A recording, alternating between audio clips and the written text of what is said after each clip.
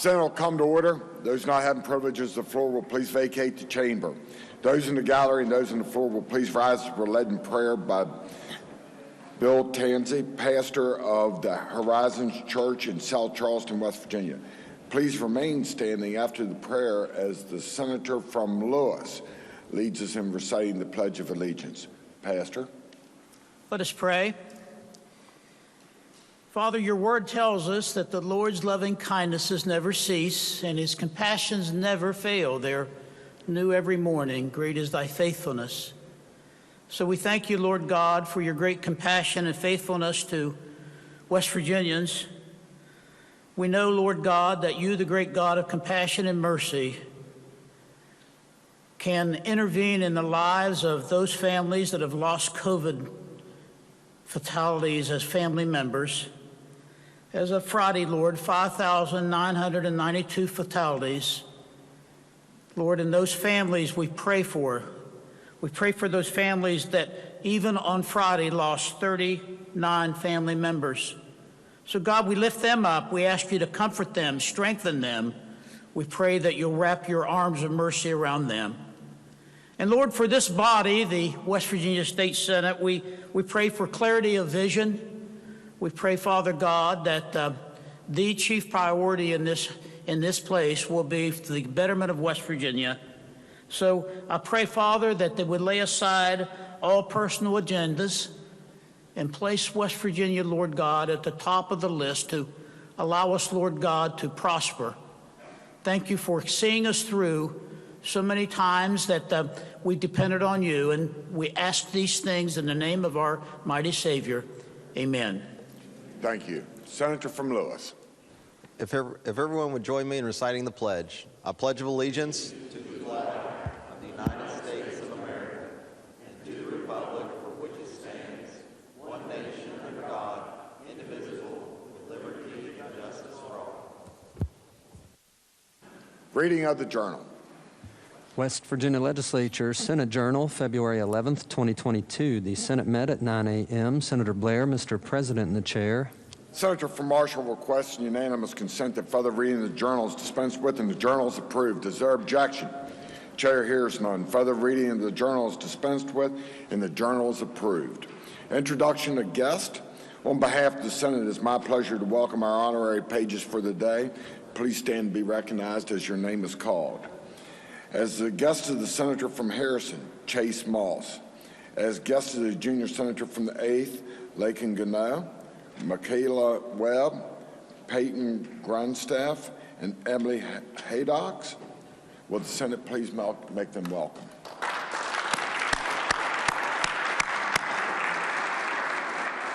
Further introductions. Senior Senator from the 8th. Thank you, Mr. President. Today we have with us, seated in the President's Gallery, the chaperones of our honorary pages. I would ask if they would stand once I announce their name. Lori Grandstaff, Nicole Haddix, and Amber Gano. If they would stand, the Senate, please make him welcome, please.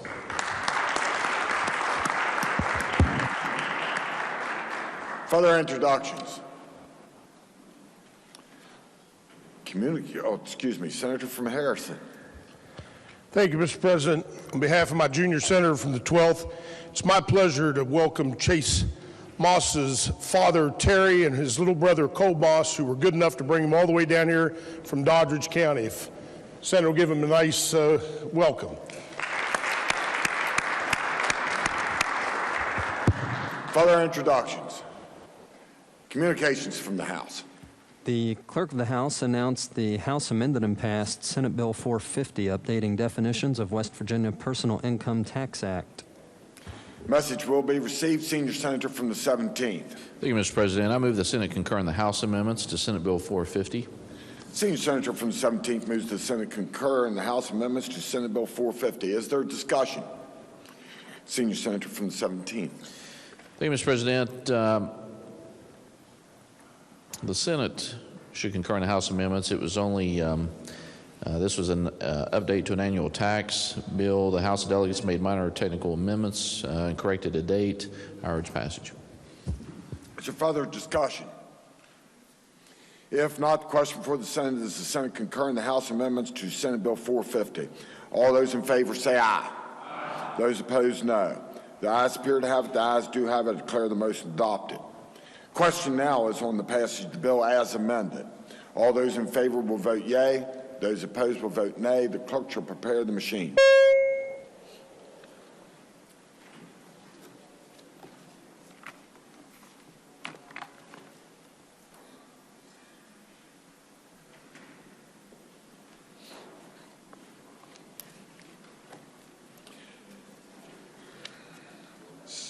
Senator from Mercer, how do you vote?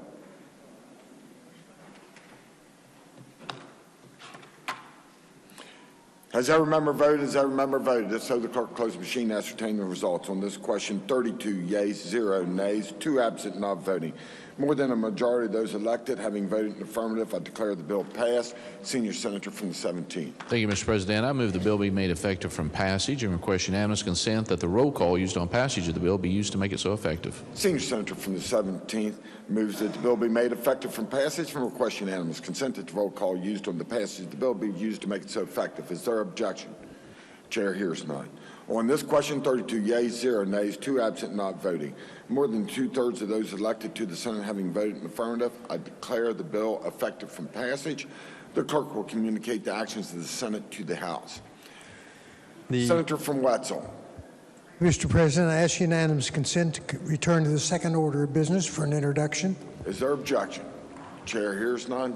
Senator from Wetzel. Thank you, Mr. President. We have in the North Gallery the Superintendent of Schools from Calhoun County, Kelly Whitesell, along with Michael Fitzwater.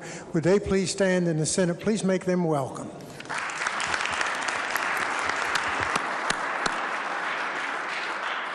Is there further introductions? Communications from the House. The Clerk of the House announced the passage by that body of House Bill 4007 to reduce personal income tax rates. Message will be received and the bill will be referred to the Committee on Finance. Committee substitute for House Bill 4114, authorizing certain agencies of the Department of Administration to promulgate legislative rules. Message will be received and the bill will be referred to the Committee on the Judiciary. Committee substitute for House Bill 4295 to transfer the state office of the National Flood Insurance Program from the offices of the Insurance Commissioner to the Division of Emergency Management. Message will be received. The bill will be referred to the Committee on Banking and Insurance and then the Committee on Government Organization. Committee substitute for House Bill 4420 to modify definitions of school bus operators. Message will be received and the bill will be referred to the Committee on Education. House Bill 4438, applying current requirements for certain voting systems to be independent and non-network to all voting systems and that seek certification in West Virginia. Message will be received and the bill will be referred to the Committee on the Judiciary. House Bill 4517, relating to the repealing requirements to display video ratings. Message will be received and the bill will be referred to the Committee on Government Organization. House Bill 4535 repeals section relating to school attendance and satisfactory academic progress as conditions of licensing for privilege of operation of motor vehicle. Message will be received and the bill will be referred to the Committee on Education. The House adopted House Concurrent Resolution 23 requesting the Division of Highways to place at least 10 additional signs along highways entering West Virginia honoring fallen veterans and Gold Star families. Message will be received and the resolution will be referred to the Committee on Transportation and Infrastructure. Communications from the Executive. There are none. Reports from standing committees. Your Committee on Judiciary has had under consideration Senate Bill 371, Board of Medicine rule relating to telehealth and interstate telehealth registration for physicians, pediatric physicians, and physician assistants, and reports back committee substitute for same, with the recommendation that the committee substitute do pass. Respectfully submitted, Charles S. Trump IV, Chair. Report will be received. Your Committee on Government Organization has had under consideration engrossed committee substitute for House Bill 3312, establishing a memorial to child labor and child workers who died in the course of employment in this state, and reports the same back with the recommendation that it do pass. Respectfully submitted, Mark R. Maynard, Chair. Report will be received. Your Committee on the Judiciary has had under consideration engrossed House Bill 4308, authorizing disclosure of juvenile information to Crime Victims Compensation Fund for investigation and award of benefits, and has amended same and reports the same back with the recommendation that it do pass as amended. Respectfully submitted, Charles S. Trump IV, Chair. Report will be received. Report from select committees. There are none. Introduction of bill, Senior Senator from the 17th. Thank you, Mr. President. Our question unanimous consent that Senate Bill 622 through Senate Bill 634 be considered introduced, read by their titles, and referred to the appropriate committees as shown on the chamber automation system. Senior Senator from the 17th requesting unanimous consent that Senate Bill 622 through Senate Bill 634 be considered introduced, read by their titles, and referred to the appropriate committees as shown on the chamber automation system. Is there objection? Chair hears none. So ordered. Resolutions. Senate Concurrent Resolution 45 by Senator Baldwin naming the U.S. Army Corporal John D. Doyle Sr. Memorial Road. Under the rules of the Senate, the resolution will lie over one day. Senate Concurrent Resolution 46 by Senator Blair, Mr. President, supporting North Central West Virginia aviation and aerospace industries.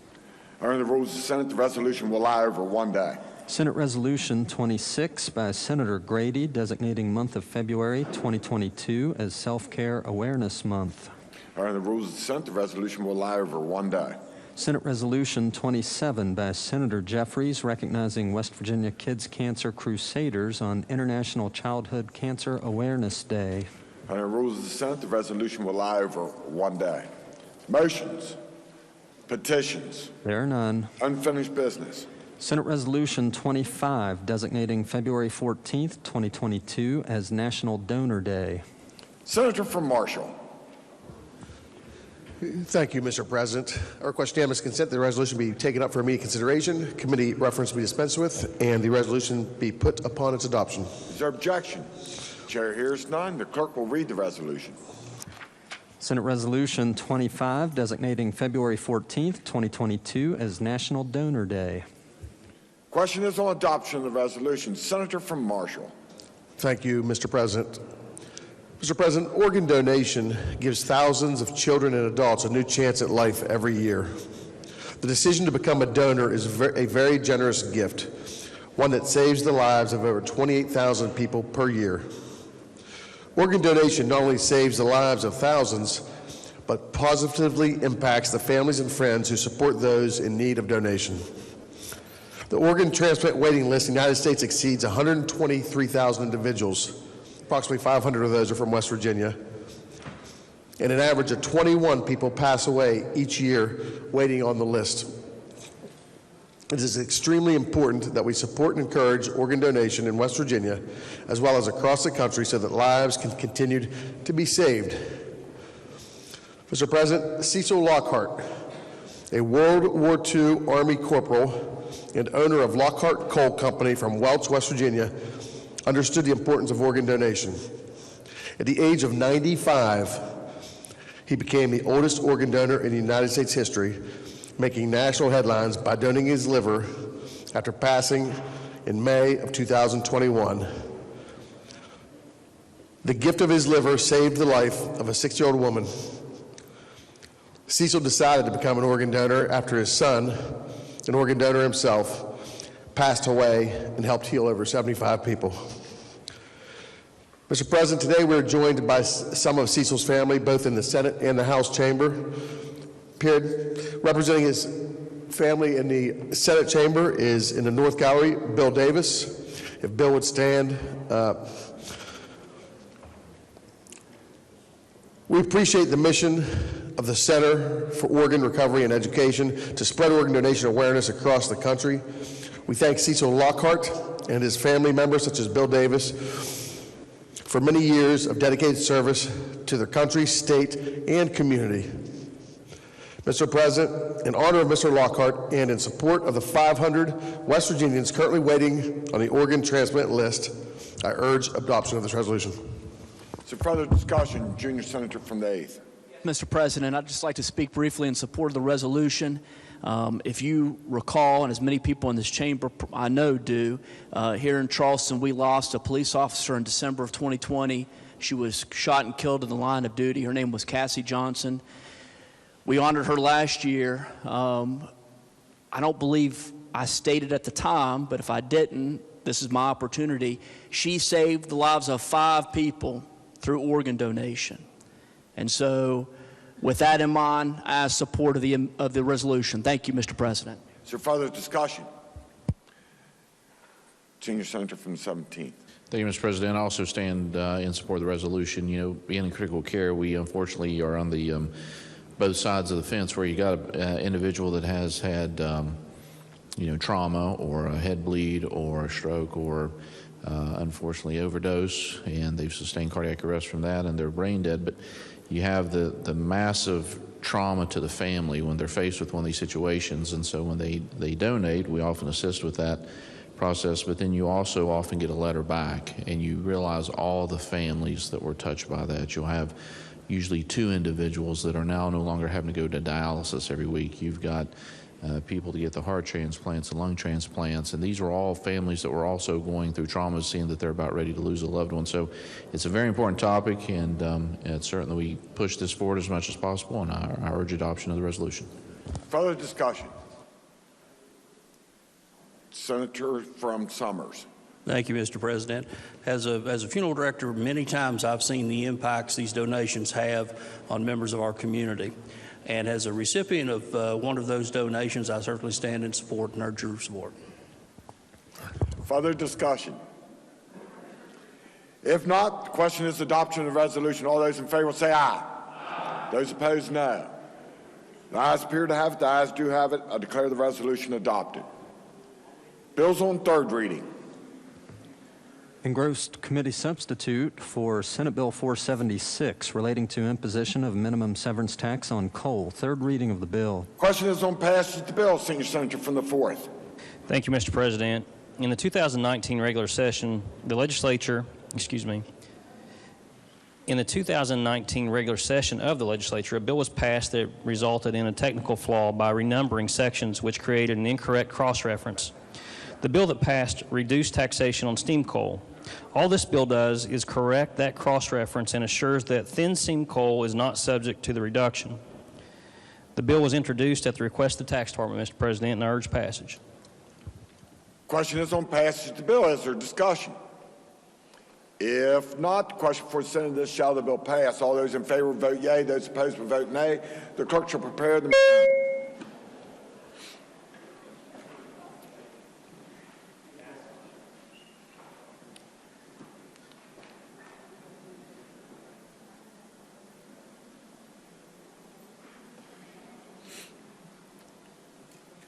Has every member voted? Has every member voted? If so, the clerk close the machine and ascertain the results on this question. 32 yeas, 0 nays, 2 absent and not voting. More than a majority of those present and voting having voted in the affirmative, I declare the bill passed. Senior Senator from the 17th. Thank you, Mr. President. I move the bill be made effective from passage. I request unanimous consent that the roll call used on passage of the bill be used to make it so effective. Senior Senator from the 17th moves the bill be made effective for passage and requests unanimous consent that the roll call used on the passage of the bill be used to make it so effective. Is there objection? Chair hears none. On this question, 32 yeas, 0 nays, 2 absent and not voting. More than two-thirds of those elected to the Senate having voted in the affirmative, I declare the bill effective from passage. The clerk will communicate the actions of the Senate to the House. Engrossed Senate Bill 478, relating to Neighborhood Investment Program. Third reading of the bill. Question is on passage of the bill. Senior Senator from the 4th. Thank you, Mr. President. This bill eliminates the requirement that Neighborhood Investment Program participants be disclosed annually on a report filed in the State Register. The bill was introduced at the request of the Tax Department. The publishing of this report requires a significant amount of review to assure that personal confidential information is not disclosed. This bill eliminates the reporting requirement. This is an effort to promote privacy and agency efficiency. Mr. President, I urge passage of the bill. Question is on passage of the bill. Is there discussion? If not, the question for the Senate is, shall the bill pass? All those in favor vote yea. Those opposed will vote nay. The clerk shall prepare the...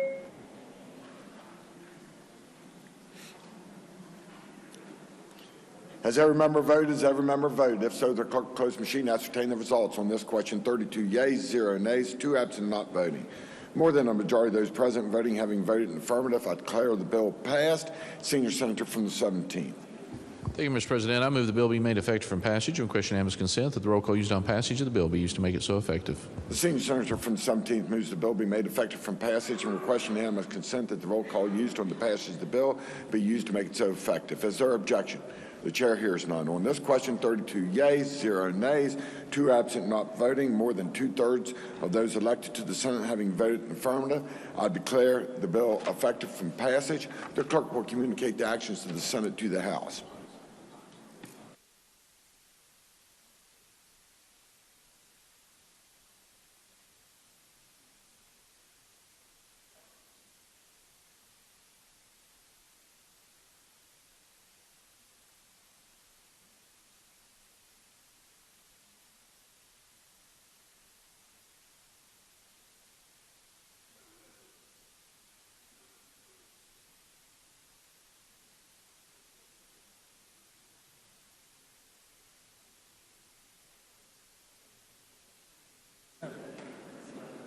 Clerk has a message from the House.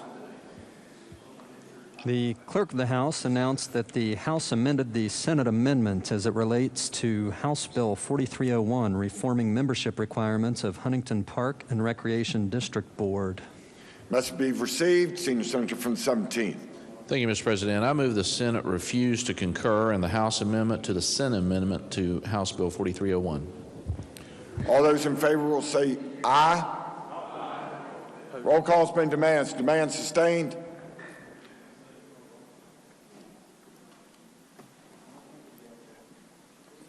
Back up again. Demand is sustained. All those in favor will vote yea. Those opposed will vote nay. The clerk shall prepare the machine.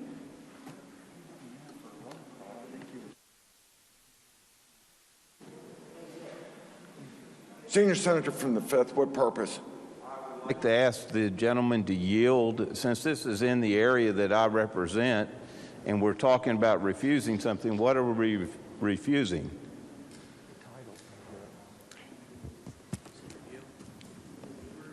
Senior Senator from the 17th will yield. I do. Senator yields. Thank you, sir. It's been brought to our attention there's a disagreement to the appropriate language of the title as it is a local bill, so they're trying to work that out. Well, if you could explain that when you get up and say that we refuse to concur and just make a real simple explanation like that, that would be great. Okay, roll call was demanded, and the demand was sustained. All those in favor vote yea. Those. Senator from Brook. Thank you, Mr. President. So if we are wishing to not concur in the House changes, we would vote yes at this point in time. Is that correct? That is correct. Thank you, Mr. President. All those in favor will vote yea. Those opposed will vote nay. The clerk should prepare the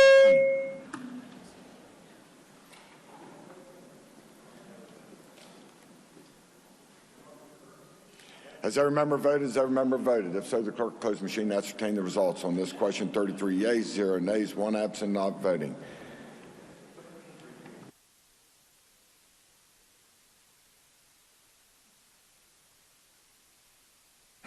More than a majority of those members present and voting, I declare the motion adopted. Clerk will communicate the actions of the Senate to the House.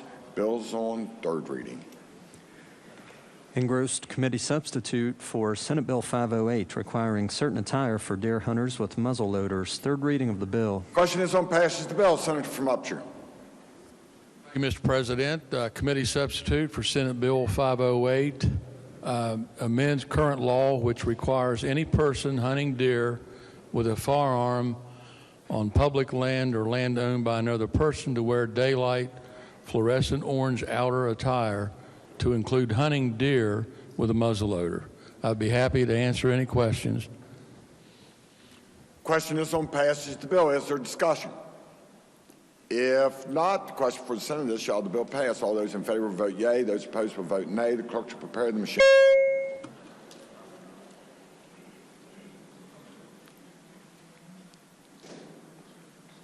Has every member voted? Has every member voted? If so, the clerk will close the machine and ascertain the results on this question. 33 yeas, 0 nays, 1 absent, not voting. More than a majority of those present and voting having voted in the affirmative, I declare the bill passed. The clerk will communicate the actions of the Senate to the House.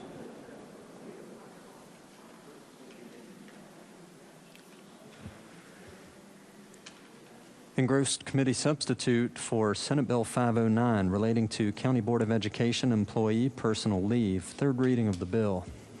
Senator from Jefferson. Thank you, Mr. President. I request unanimous consent to amend the bill on third reading. Is there objection? Chair hears none. So ordered. Does the clerk have an amendment? Yes, sir. Senator Rucker moved to amend the bill on page 1, section 10. Senator from Jefferson. Thank you, Mr. President. This amendment simply... Senator from Jefferson requests unanimous consent to explain the amendment in lieu of having it read. Is there objection? Chair hears none. Senator from Jefferson. Thank you. This amendment simply replaces maternity leave, which we amended on second reading, with any reason for which an employee is entitled to leave under the Parental Leave Act or the Family and Medical Leave Act, both of which include maternity leave plus other types of leave. We just wanted to make absolutely certain that there would be no confusion, that there is no way that an employee can be denied these reasons for leave. That's federal, and that's the only reason for the amendment. Happy to answer any questions. I urge adoption. Is there discussion? Senator from Mason. Mr. President, while I understand the intent and purpose of this bill, I'm going to stand to say I oppose it at this time. Some things that I think the intent is to deal with teacher absenteeism. Mr. President, I'll sit for now and I'll stand to speak to the bill. Thank you.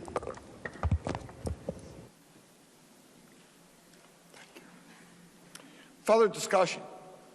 If not, the question for the Senate is adoption of the amendment offered by the Senator from Jefferson. All those in favor will say aye. Aye. Those opposed, no. The ayes appear to have it. The ayes do have it. I declare the amendment adopted. Are there further amendments to the bill? No, sir. Question is on passage of the bill. Senator from Jefferson. Thank you, Mr. President. This bill requires that school employee personal leave be accrued as earned throughout the employment term at the end of each pay period rather than at the beginning of the employment term. It adds to allowable justifications for using the leave any reason for which an employee is entitled under the Parental Leave Act or Family and Medical Leave Act, and includes provisions related to allowing the county superintendent to advance an employee personal leave during the employee's first year of employment. I want to make certain that everyone understands this does not go into effect until next year, so 2023, and also want to emphasize that the purpose of this bill is to help us address teacher absenteeism and trying to encourage teachers to be in the classroom educating those kids. Happy to answer any questions. I urge passage. The bill will be re-engrossed. The question now is on passage of the bill. Is there discussion? Senator from Mason. Thank you, Mr. President. Now I'd like to speak in opposition to this bill. While I understand and respect the purpose and intent of this bill, I don't feel that this is the right time to do this, even with the 1 year later effective date. I know that teacher absenteeism is an issue that we need to address. I think it's a really important thing that we need to address. I also believe that the intent is to sync up all state employees who have their leave accrued and teachers do not. They're guaranteed the 15 days up front. I want to argue, though, that teachers have a different job than a lot of other state employees.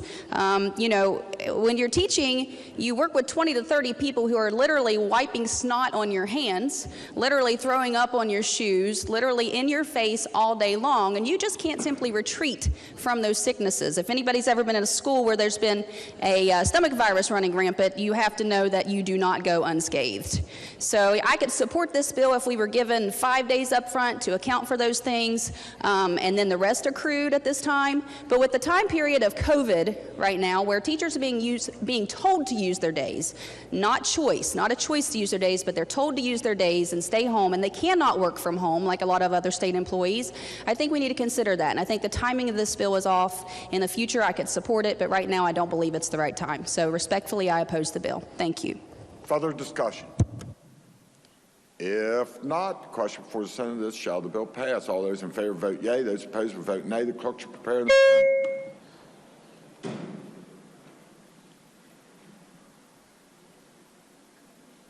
Has every member voted? Has every member voted? If so, the clerk close the machine and ascertain the results. On this question, 18 yeas, 15 nays, 1 absent, not voting. More than a majority of those present voting. Having voted in the affirmative, I declare the bill passed. The clerk has a title amendment. Senator Rucker moved to amend the title of the bill. The question is on adoption of the title amendment. All those in favor will say aye. Aye. Those opposed, no. The ayes appear to have it. The ayes do have it. I declare the title amendment adopted. Senior Senator from the 17th. Thank you, Mr. President. I move the bill be made effective July 1, 2023. Senior Senator from the 17th moves that the bill be made effective on July the 1st, 2023. I'll get it out here. All those in favor? One second. It's a roll call, so all those in favor will vote yea. Those opposed will vote nay. The clerk shall prepare the machine.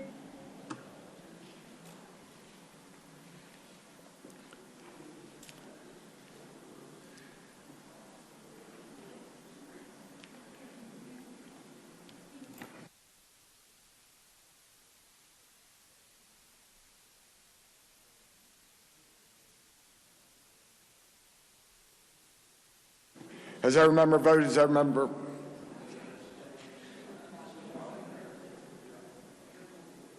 Has every member voted? Has every member voted? If so, the clerk close the machine and ascertain the results. On this question, 23 yeas, 10 nays, 1 absent, not voting.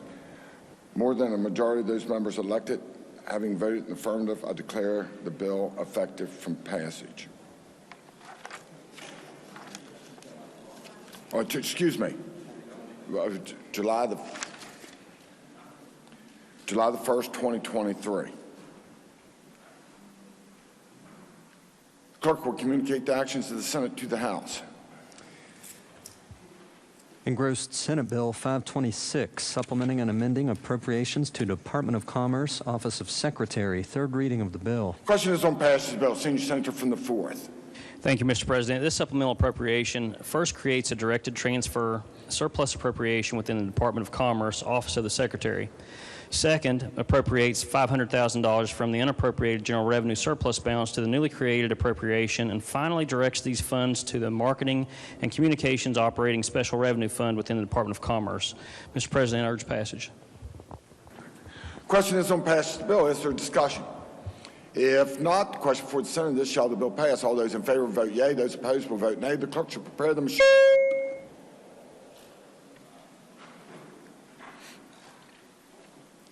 Has every member voted? Has every member voted? If so, the clerk close the machine, ascertain the results. On this question, 33 yeas, 0 nays, 1 absent, not voting.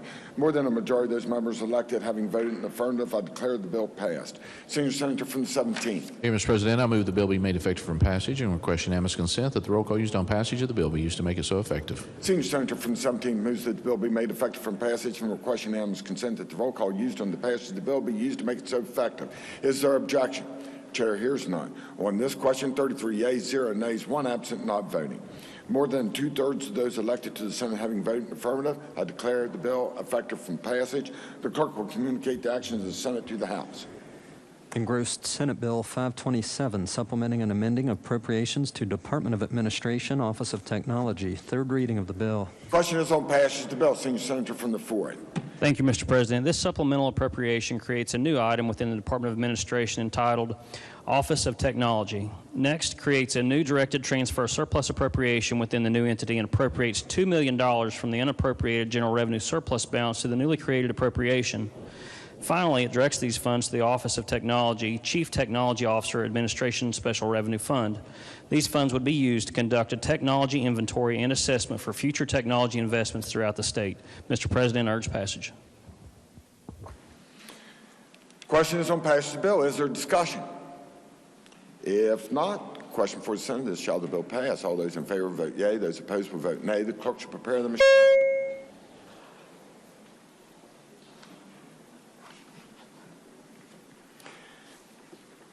Has every member voted? Has every member voted? If so, the clerk close the machine, ascertain the results. On this question, 33 yeas, 0 nays, 1 absent, not voting. More than a majority of those members elected having voted in the affirmative, I declare the bill passed. Senior Senator from the 17th. Thank you, Mr. President. I move the bill be made effective from passage and request unanimous consent that the roll call used on passage of the bill be used to make it so effective. Senior Senator from the 17th moves that the bill be made effective from passage and request unanimous consent that the roll call used on the passage of the bill be used to make it so effective. Is there objection? Chair hears none. On this question, 33 yeas, 0 nays, 1 absent, not voting. More than two-thirds of those elected to the Senate having voted in the affirmative, I declare the bill effective from passage. The clerk will communicate the actions of the Senate to the House. Engrossed Committee Substitute for Senate Bill 528, supplementing and amending appropriations to DHHR Consolidated Medical Services Fund. Third reading of the bill. Question is on passage of the bill. Senior Senator from the 4th. Thank you, Mr. President. This supplemental appropriation first creates an institutional facilities and operations surplus appropriation within Department of Health and Human Resources Consolidated Medical Services Fund. Next, appropriates $15,625,000 from the unappropriated general revenue surplus balance to the newly created appropriation. Finally, reappropriates these funds so they can be used in fiscal year 23. Mr. President, I urge passage. Question is on passage of the bill. Is there discussion? If not, the question for the Senate is, shall the bill pass? All those in favor vote yea. Those opposed will vote nay. The clerk should prepare the machine. Has every member voted? Has every member voted? If so, the clerk close the machine, ascertain the results. On this question, 33 yeas, 0 nays, 1 absent, not voting. More than a majority of the members elected having voted in the affirmative, I declare the bill passed. Senior Senator from the 17th. Thank you, Mr. President. I move the bill be made effective from passage and request unanimous consent that the roll call used on passage of the bill be used to make it so effective. Senior Senator from the 17th moves that the bill be made effective from passage and request unanimous consent that the roll call used on the passage of the bill be used to make it so effective. Is there objection? Chair hears none. On this question, 33 yeas, 0 nays, 1 absent, not voting. More than two-thirds of those elected to the Senate having voted in the affirmative, I declare the bill effective from passage. The clerk will communicate the actions of the Senate to the House. Engrossed Committee Substitute for Senate Bill 537, providing additional firefighters and security guards for National Guard. Third reading of the bill. Are there amendments to the bill?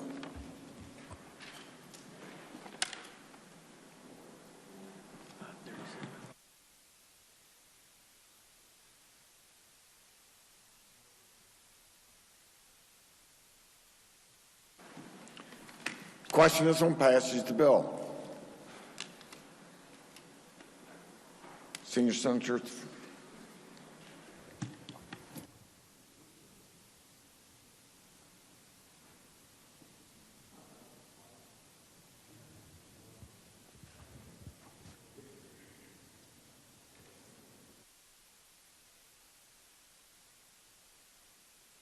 Got order, and then flip it over. Got it. The question is on passage of the bill. Senior Senator from the 6th. Thank you, Mr. President. Currently, only members of the West Virginia National Guard may be employed as firefighters and security guards for the National Guard. Senate Bill 537 would allow National Guard firefighters and security guards who reach age 60 and lose their military membership to continue to serve in those positions as civilians until they reach the age 62. The bill also authorizes the National Guard to temporarily employ civilian firefighters and security guards needed to continue operations when deployments, mobilizations, or other circumstances cause a shortage of National Guard personnel in those positions. Senate Bill 537 was introduced by the governor at the request of the National Guard.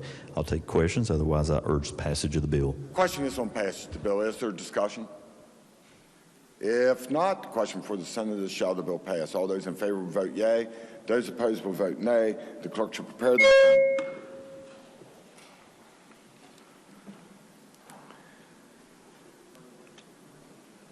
Senator from Preston.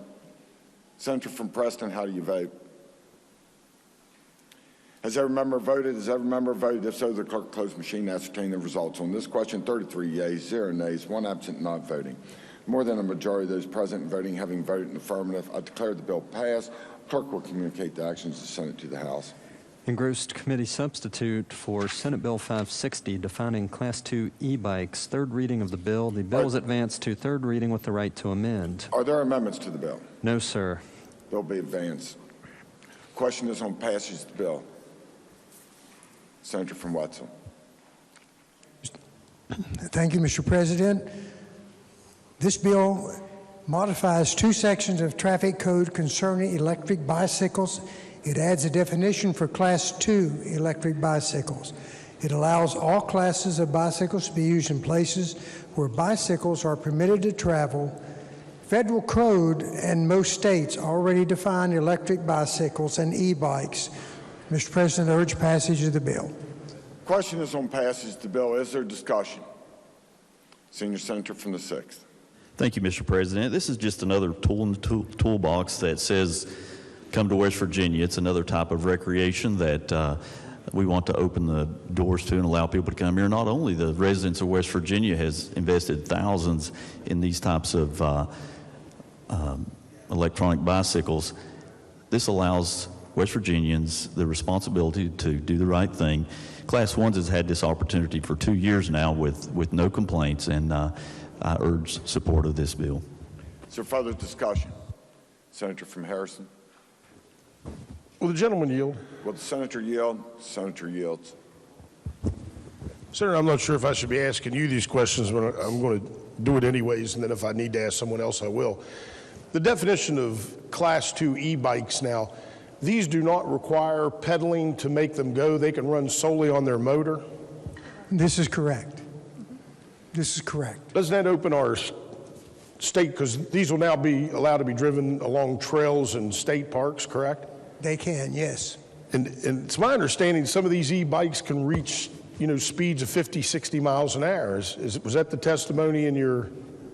This is not true. 28 miles an hour is the maximum speed for the e-bikes.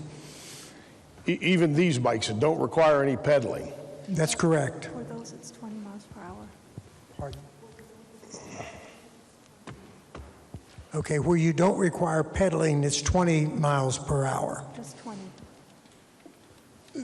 And I'm sorry, so when they're going 28 miles an hour, these never require pedaling, isn't that correct?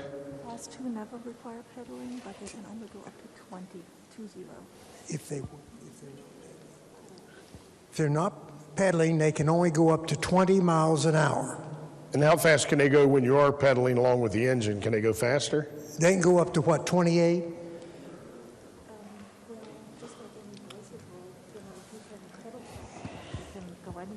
And I'm sure that most bicycles can go 28 miles an hour without being an electric bicycle. Yeah, I'm sure. Was the DNR in favor of this? I wasn't in your committee. I didn't know. Say that again, please. Was the West Virginia DNR in favor of this bill? They did not testify before the committee one way or the other. Really? All right.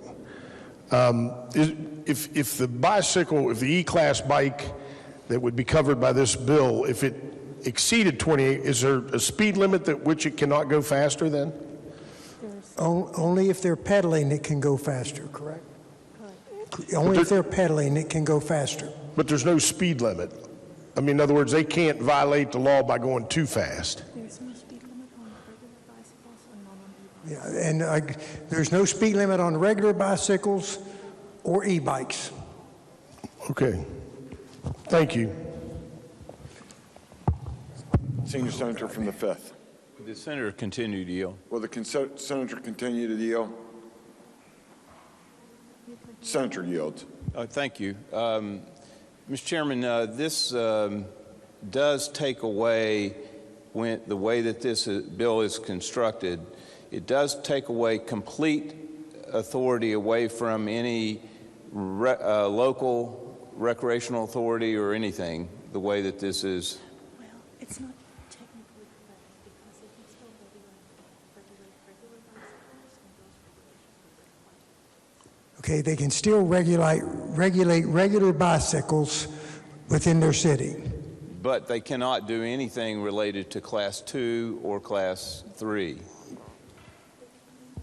they regulate bicycles, the same regulations that apply to regular bikes apply to e-bikes. Okay, the same regulations that affect regular bicycles will affect the e-bikes. So, but in the, if you remember correctly, there was a section of the bill that was stripped out that gave that authority to local entities. And the local entities, now that that's stripped, will have no no jurisdiction over this related to anything related to e-bikes.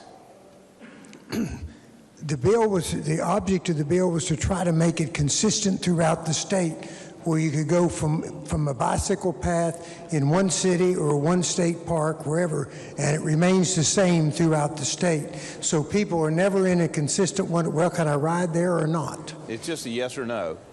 Does it take away the authority of the locals, yes or no? Not really, because they can still regulate bicycles. They can still regulate bicycles, but they can't differentiate between the classes of bicycles. So it does take away the authority, thank you. Yes. Further discussion? If not, question for the Senate, shall the bill pass? All those in favor vote yea, those opposed will vote nay. The clerk shall prepare the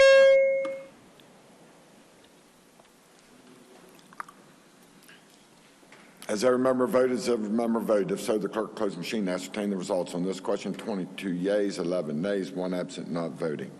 More than a majority of those present and voting having voted in the affirmative, I declare the bill passed. The clerk will communicate the actions of the Senate to the House. Engrossed House Bill 4024, creating a cosmetology apprentice program that allows companies to train employees for practical real-world experience. Third reading of the bill. Question is on passage of the bill, Senior Senator from the 6th. Thank you, Mr. President. House Bill 4024, which passed the House unanimously, would allow cosmetologists to participate in the same type of apprentice program on-the-job training already offered to barbers. Cosmetologists in the apprentice program would be able to participate in academic instruction to the extent necessary to obtain certification. The Board of Barbers and Cosmetologists does not oppose the bill. I'll take questions, otherwise I urge passage. Question is passage of the bill. Is there discussion? If not, the question before the Senate is, shall the bill pass? All those in favor will vote yea. Those opposed will vote nay. The clerk shall prepare the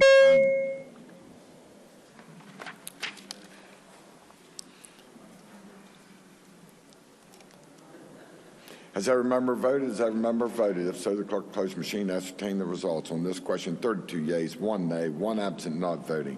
More than a majority of those present voting having voted in the affirmative, I declare the bill passed. The clerk will communicate the actions of the Senate to the House. Bill's on second reading. Committee substitute for Senate Bill 33, protecting consumers against businesses using automatic renewals without consent. Second reading of the bill. Are there amendments to the bill? No, sir. The bill will be engrossed and advanced to third reading. Committee substitute for Senate Bill 330, authorizing DOT to promulgate legislative rules. Second reading of the bill. Are there amendments to the bill? No, sir. The bill will be engrossed and advanced to third reading. Senate Bill 531, increasing annual salaries of certain state employees. Second reading of the bill. Senior Senator from the 17th. Thank you, Mr. President. I request unanimous consent for the bill to move to third with right to amend. Is there objection? Chair hears none. So ordered. Senate Bill 532, requiring reports to Joint Committee on Pensions and Retirement every 5 years on deferred retirement option plans. Second reading of the bill. Are there amendments to the bill? No, sir. The bill will be engrossed and advanced to third reading. Engrossed House Bill 4097 to prohibit non-public funding sources for election administration and related expenses without prior written approval from the State Election Commission. Second reading of the bill. Are there amendments to the bill? Yes, sir. The Committee on the Judiciary moved to amend the bill by striking out everything after the enacting clause. Is there discussion? Senator from Morgan. Thank you, Mr. President. I request unanimous consent to explain the committee amendment in lieu of having it read in its entirety. Is there objection? Chair hears none. So ordered. Thank you, Mr. President. The committee amendment to the bill is a strike and insert amendment to the whole bill, and it's just rewording of the language that was in the original bill. The original bill would add a single section to our state code, and it's a new section that would go in Chapter 3, Article 1A, which is Chapter 3, of course, is elections. Article 1A is the State Election Commission, and the new section was Section 9. And under the strike and insert amendment, which fundamentally does what the House bill did, but does it better. The committee worked really hard on the language and came up with what I think is pretty good comprehensive language. It imposes a flat prohibition on any county, municipality, county clerk from receiving money from a third party for the administration or operation of an election. Flat prohibition. You can't do it. A third party, that could be a corporation, a partnership, an individual, cannot give money to the county clerk or the county commission for the administration of an election. Now, if somebody wants to donate money for that purpose, then the bill sets up a process. It has to be donated to the State Election Commission. We create in the bill a fund in the Treasurer's office, but it's administered by the State Elections Commission, the Secretary of State, where such money would go. And conceptually, when we kicked it around in committee and with the testimony from the West Virginia Secretary of State, we've decided to make it look like the Help America Vote Act, the HAVA Act. Federal monies come from the Congress. They go into a fund that's established in the Secretary of State's office, and then that is parsed out to the various counties that apply for funding. So under this, it would work more or less the same way. We're calling it the non-public funding for election administration fund. And under subsection E of the bill, that's going to be administered by the Secretary of State with the approval of the State Elections Commission. And subsection F says all gifts, grants, contributions, or donations of tangible property or any non-monetary thing of value from private individuals, corporations, partnerships, trusts, or any third party for election administration and related expenses shall be accepted, distributed, and utilized by the Secretary of State only with the approval of the State Election Commission in accordance with legislative rules. So we create some rulemaking authority here. But what this bill will prevent, Mr. President, is there won't be any situation where a millionaire or a billionaire can say, go to a county clerk and say, hey, if you want them, I've got some brand new voting machines for you to use in your upcoming election. The county officials or municipal officials could not, under any circumstances, accept such a gift. I'll be happy to try to answer questions. Otherwise, I urge adoption of the committee amendment. Is there further discussion? If not, question on the Senate adoption of the amendment offered by the Committee on the Judiciary. All those in favor will say aye. Aye. Those opposed, no. The ayes appear to have it. The ayes do have it. I declare the amendment adopted. Are there further amendments to the bill? No, sir. The bill will be advanced to third reading. Engrossed House Bill 4312, extending the option of electronic absentee ballot transmission to first responders in certain emergency circumstances. Second reading of the bill. Are there amendments to the bill? Yes, sir. The Committee on the Judiciary moved to amend the bill on page 4, section 5, line 5, after the word disability by inserting the words, or if the voter is a qualified first responder as defined in 331C3 of this code. Is there discussion? Senator from Oregon. Thank you, Mr. President. I rise in support of the amendment just read by the clerk. It was a technical amendment adopted by the Committee on the Judiciary to make clear that the language in that particular area is consistent with the fundamental purpose of the bill. I urge its adoption. Is there further discussion? If not, the question for the Senate is adoption of the amendment offered by the Committee on the Judiciary. All those in favor say aye. Aye. Those opposed, no. The ayes appear to have it. The ayes do have it. I declare the amendment adopted. Are there further amendments to the bill? No, sir. The bill will be advanced to third reading. Bills on first reading. Senior Senator from the 17th. Thank you, Mr. President. I request unanimous consent that all bills on first reading be considered read a first time and advanced to second reading. Is there objection? Chair hears none. Bills be advanced. Introduction.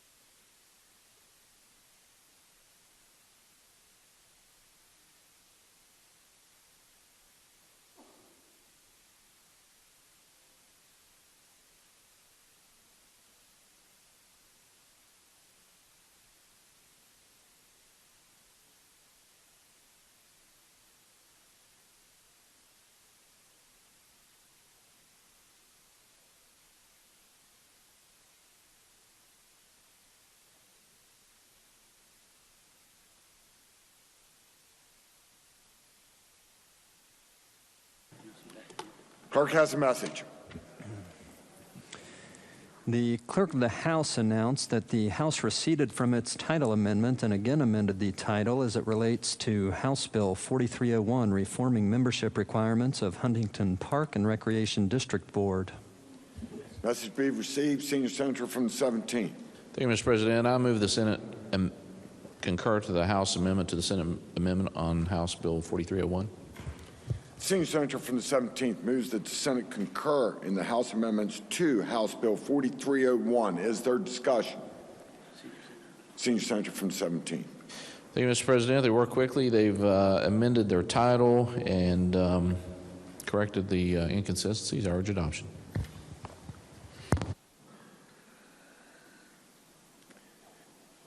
Is there further discussion? If not, the question for the Senate is the Senate concur with the House amendments to House Bill 4301. All those in favor will say aye. Aye. Those opposed, no. The ayes appear to have it. The ayes do have it. I declare the amendment adopted. The question now is on the passage of the bill as amended. All those in favor will vote yea. Those opposed will vote nay. The clerk shall prepare the machine.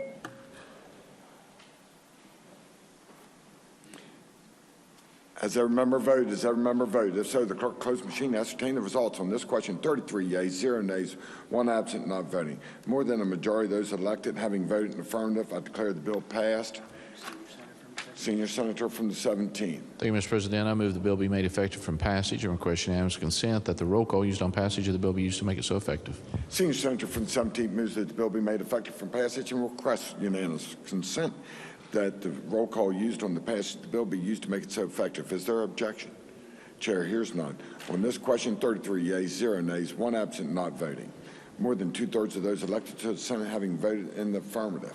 I declare the bill effective from passage. The clerk will communicate the actions of the Senate to the House. Introduction of guest. Remarks by members. Senator from Randolph. Thank you, Mr. President. I wanted to call to the members' attention that we received the message on House Bill 4007 today. That was referred to, I believe, the Committee on Finance. A couple weeks ago, we heard from the governor, and as part of his State of the State address, he pointed up to some guys in the gallery and noted that Nucor was bringing 1,000 jobs to West Virginia. And that was a great thing for West Virginia, and it certainly was a good thing for West Virginia. 1,000 jobs, that's a lot for us. The state of Florida adds 1,000 jobs every single day in the last year. Every single day they added 1,000 jobs. Now, we had a great year last year for West Virginia. We added 28,000 jobs in 1 year. But the state of Texas added 500,000 jobs in 1 year. I think this is important, and I actually looked back just to make sure that it was not, being distorted by COVID numbers and so on. So I looked at 2018 to 2019 numbers. This is from the Bureau of Labor Statistics. West Virginia added 7,200 jobs in that year, which was also a good year for us. We ranked number 30 in the nation in job creation that year. The state of Nevada ranked number 1. The state of Washington ranked number 3. The state of Florida was number 5. The state of Texas was number 6. This is as a percentage of their workforce, how much they added, not raw numbers. The state of South Dakota was number 9. Tennessee was number 14. Wyoming was number 16. New Hampshire was number 20. Alaska was number 24. Now, what those states all have in common is those are the states that don't have an income tax. Every single one of those states not only beat West Virginia, but they beat the national average, and they were in the top half of states that added jobs that year as a percentage. In addition, if we look at not just their rankings, the states as a percentage that don't have an income tax added jobs at twice the pace in that year, double the pace of states that don't have an income tax. And what that means in terms of raw numbers is the states that don't have an income tax averaged 86,000, that's per state, 86,000 new jobs per state for the states that don't have an income tax. The states that do have an income tax averaged 33,000 jobs per year, less than half in terms of raw numbers. So I wanted to call this to the members' attention because House Bill 4007 is the start. It's the down payment on what we've been talking about since 2017. Reducing and eliminating West Virginia state income tax. There's nothing that we can do that's going to be more powerful for lighting our economy, for igniting our economy, than reducing and eliminating our state income tax. And these numbers are consistent from 1 year to the next, by the way. We've looked at this before. There's nothing you can do that's more powerful for job creation than reducing and eliminating your state income tax. There's no pet projects, there's no pork barrel spending that you can do. Nothing will do it. And what's great is this year we're sitting on $1 billion surplus. We don't have to talk about replacing the sales tax, moving it up. We don't have to talk about removing exemptions on the sales tax, et cetera. We have $1 billion surplus.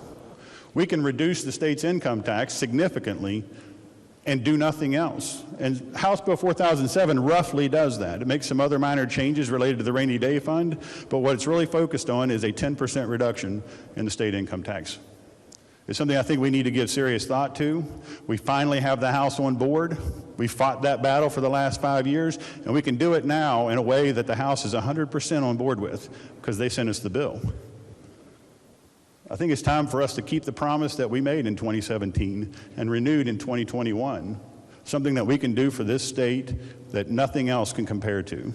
We need to take up, as soon as we possibly can, get on the floor and get on the governor's desk, House Bill 4007. Thank you, Mr. President.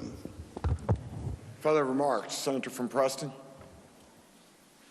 Thank you, Mr. President. I just wanted to mention that today is Recovery Day at the Capitol with the West Virginia Association of Alcoholism and Drug Abuse Counselors, Appalachian Recovery Alliance, and the Behavioral Health Care Providers Association. They have activities throughout the day. And if you would like to stop by the governor's conference room downstairs, the box lunches will be provided at noon for all members. Senator from Cabell. President.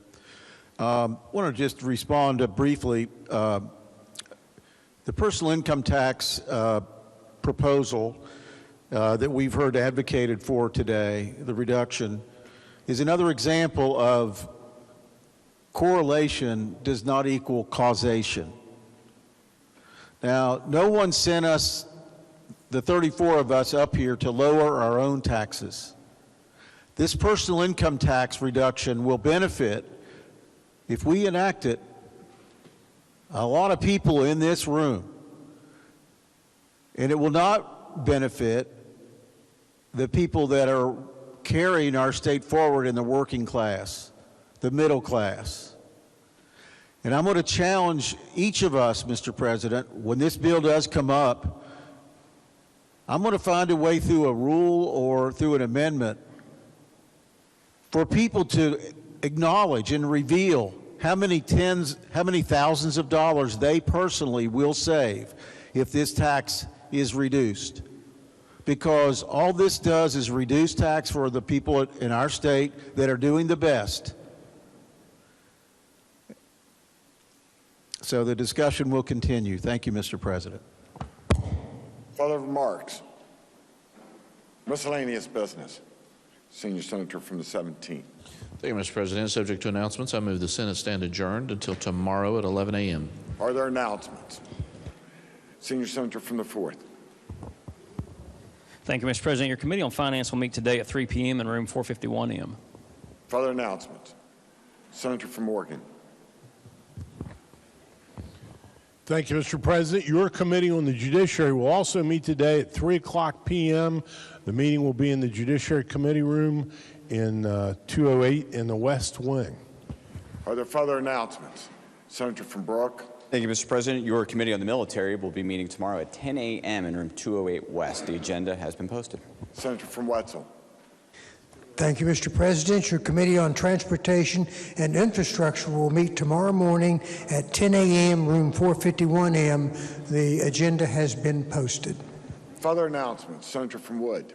Thank you, Mr. President. Your Committee on Banking and Insurance will meet today at 2 p.m. in room 451M, and the agenda is posted. Thank you. Further announcements. Question before the Senate stand adjourned until 11 a.m. tomorrow. All those in favor say aye.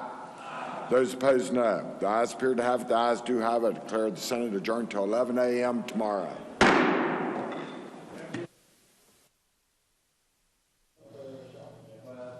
Hello, everyone. It's Valentine's Day, Monday, February 14th.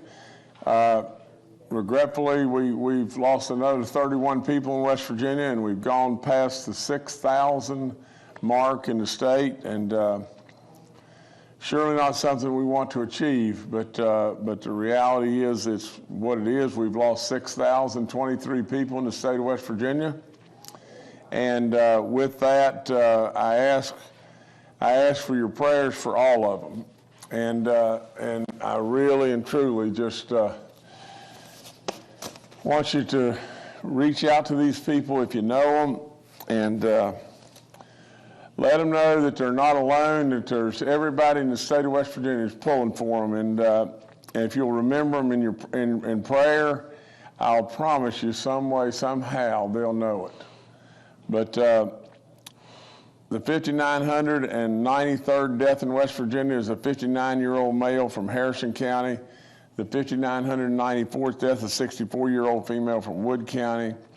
The 5,995th death, a 78-year-old female from Braxton County.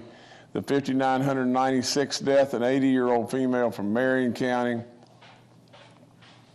The 5,997th death, a 67-year-old male from Wood County. The 5,998th death, a 90-year-old female from Putnam County. The 5,999th death, a 79-year-old male from Cabell County. The 6,000th death in West Virginia is a 90-year-old female from Cabell County. The 6,001st death is a 79-year-old female from Hancock County. The 6,002nd death is a 72-year-old female from Taylor County. The 6,003rd death is a 68-year-old male from Cabell County. The 6,004th death, a 64-year-old male from Jackson County. The 6,005th death, a 54-year-old male from Greenbrier County. The 6,006th death, an 89-year-old female from Cabell County. The 6,007th death is an 87-year-old male from Jackson County. The 6,008th death is a 96-year-old female from Fayette County. The 6,009th death, an 85-year-old female from Doddridge County. The 6,010th death, a 91-year-old male from Wood County. The 6,011th death is an 84-year-old female from Kanawha County. The 6,012th death, a 75-year-old female from Harrison County. The 6,013th death is a 56-year-old male from Harrison County. The 6,014th death is a 96-year-old male from Mingo County.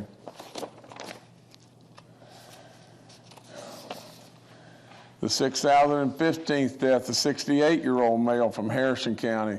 The 6,016th death, a 72-year-old female from Fayette County. The 6,017th death, a 71-year-old female from Cabell County. The 6,018th death, an 82-year-old female from Kanawha County. The 6,019th death, an 86-year-old male from Wood County.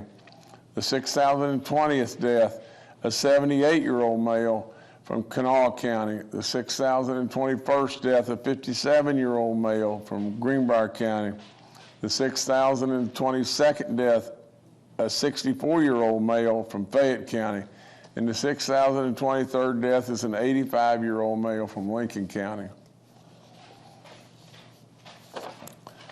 It's really, it just seems so useless. I really don't know. I mean, I don't have any way of knowing exactly the evidence, but we all know that this, we feel like at least, that this started in China.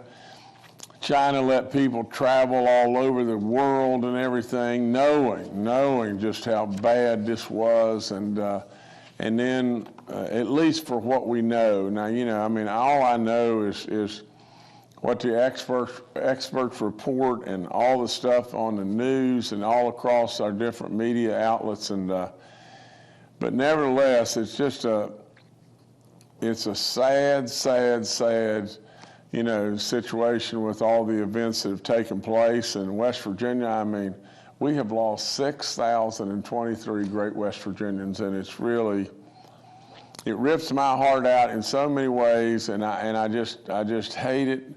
You know, you'll hear me read through these, and you know, other than the fact that when we read someone that's really young that's passed away,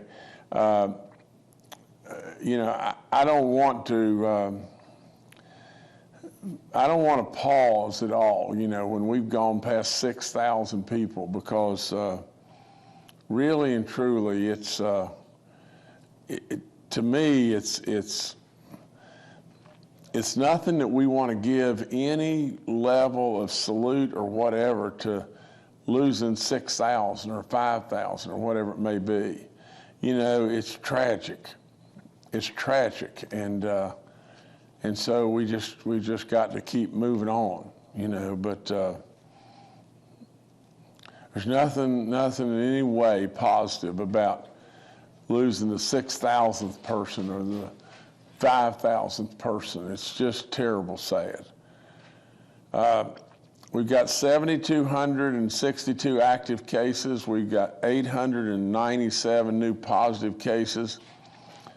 We must have not tested a lot, but our daily positivity rate is 15.25. Our cumulative is at 8.35. You know, remember, we wanted our cumulative all the time below 5. At 8.35, it doesn't sound like much, but that's a tremendous amount. You know, we have recovered cases of 463,672 in West Virginia. Can you just imagine? You know, that's a fourth of our entire population that are recovered cases in West Virginia.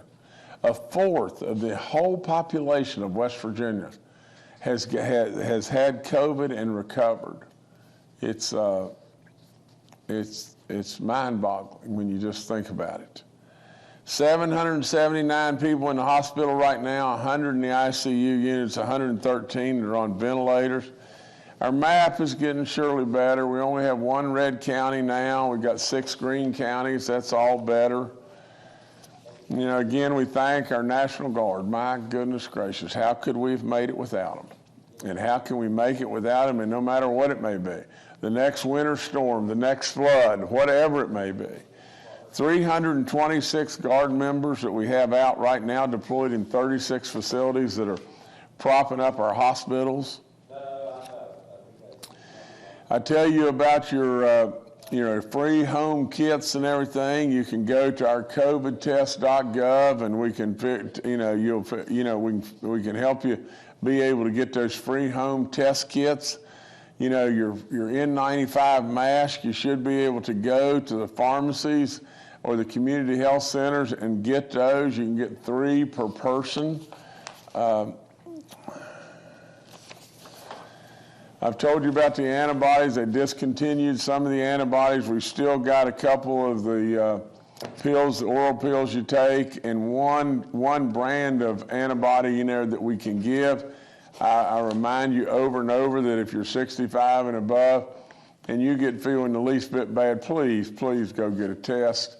If you can get a test and we find out you're positive, we can probably really help try to in every way prevent, you know, losing you and or bad hospitalization. But I continue to remind everybody about your booster shot. It is so important. We've been through that in a million different ways, but at the end of the day, it's the one very thing that I do not understand.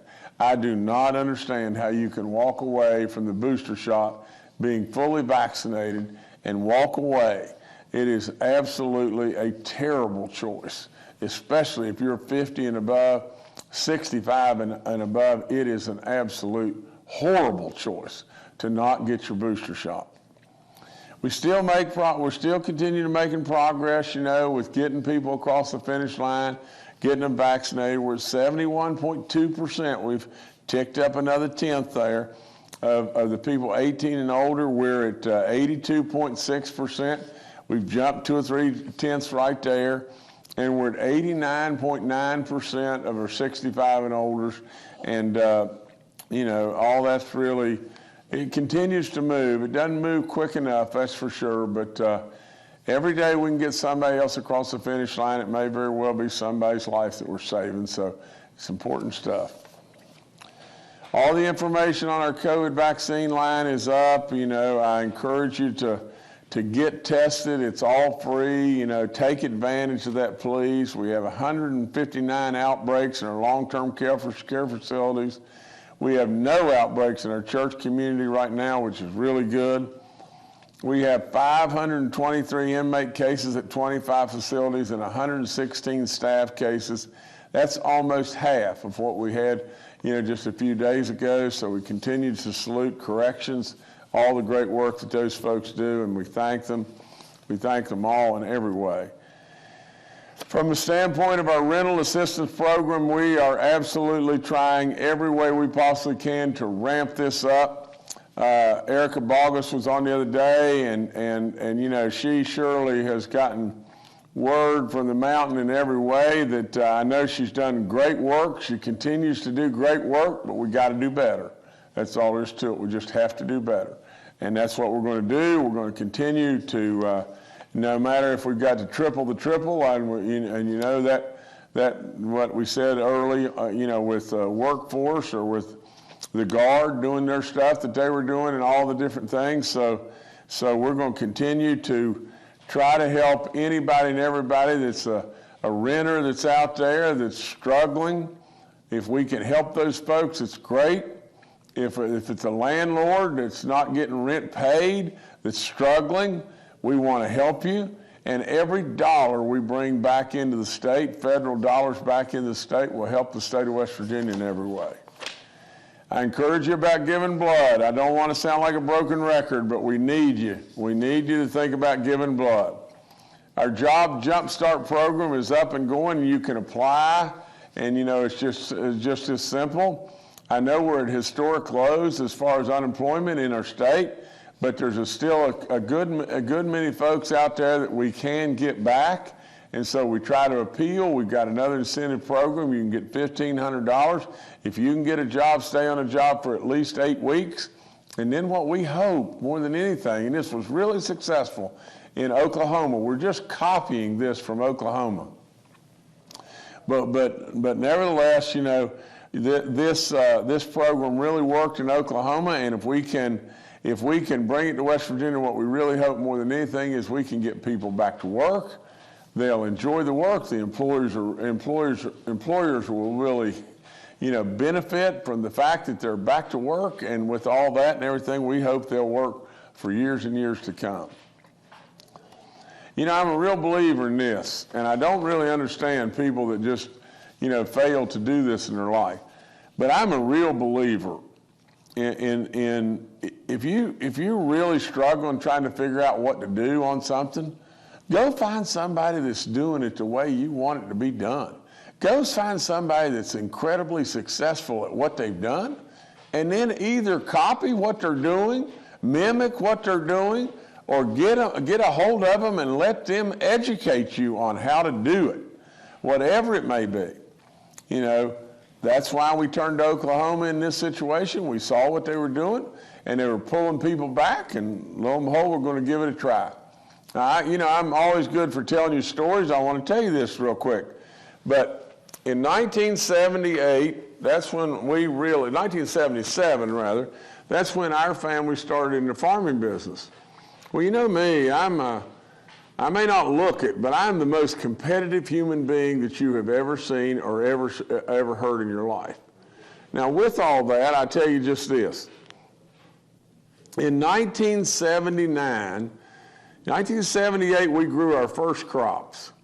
In 1979, there was a fella, his name's Eldon Pribble, he's from Iowa City, Iowa, and Eldon won the National Corn Growers Yield Contest.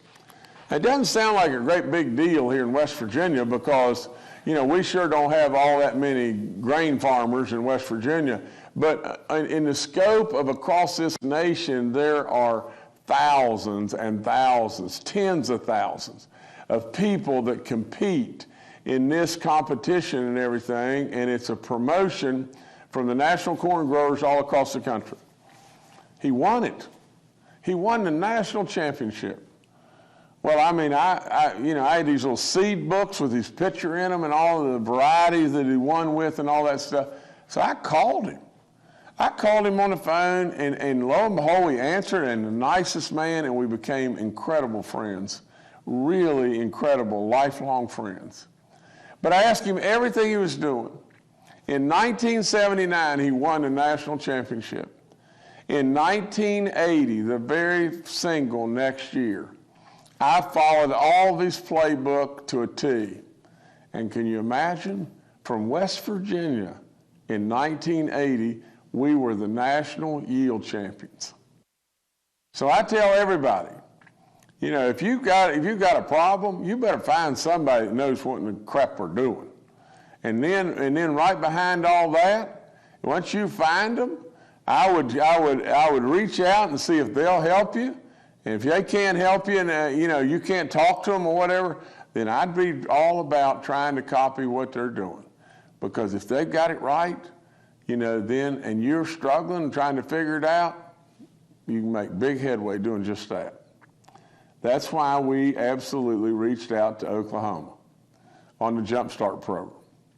Now, I've got this to report. Baby dog thinks she got a tough call. I don't know the kid's name, but number 55 on the defensive holding call, you know, the first defensive holding call that they called, you know, right near the goal line, you know, and but with that, she acknowledges she got an awfully, awfully good call in the game when the referee missed that face mask, you know, which should have been, a call that went the Rams' way, and it was a big time miss by the referees.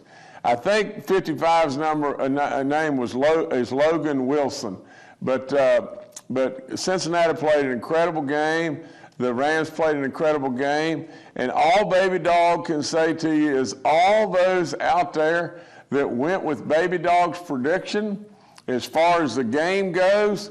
And all of you that indulge in sports betting, Baby Dog covered, you won, and everything, because you should have had a 4.5 point spot when the game started and everything. And so the Bengals, we congratulate them. We absolutely congratulate the LA Rams. It was a great game and everything, and I hope everyone enjoyed.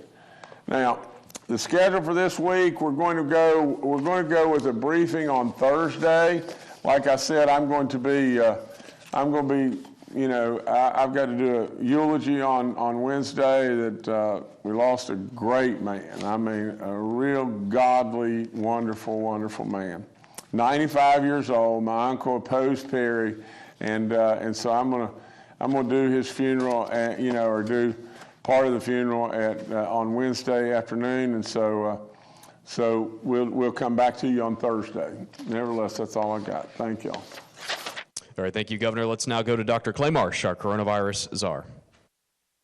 Good morning. As the governor has alluded, we in West Virginia are also seeing the reduction in the number of new cases on a daily basis. Our hospital numbers are going down, but we also just exceeded 6,000 deaths, which is really very, very sad, given that many of these deaths could have been prevented by people choosing to be fully vaccinated and boosted.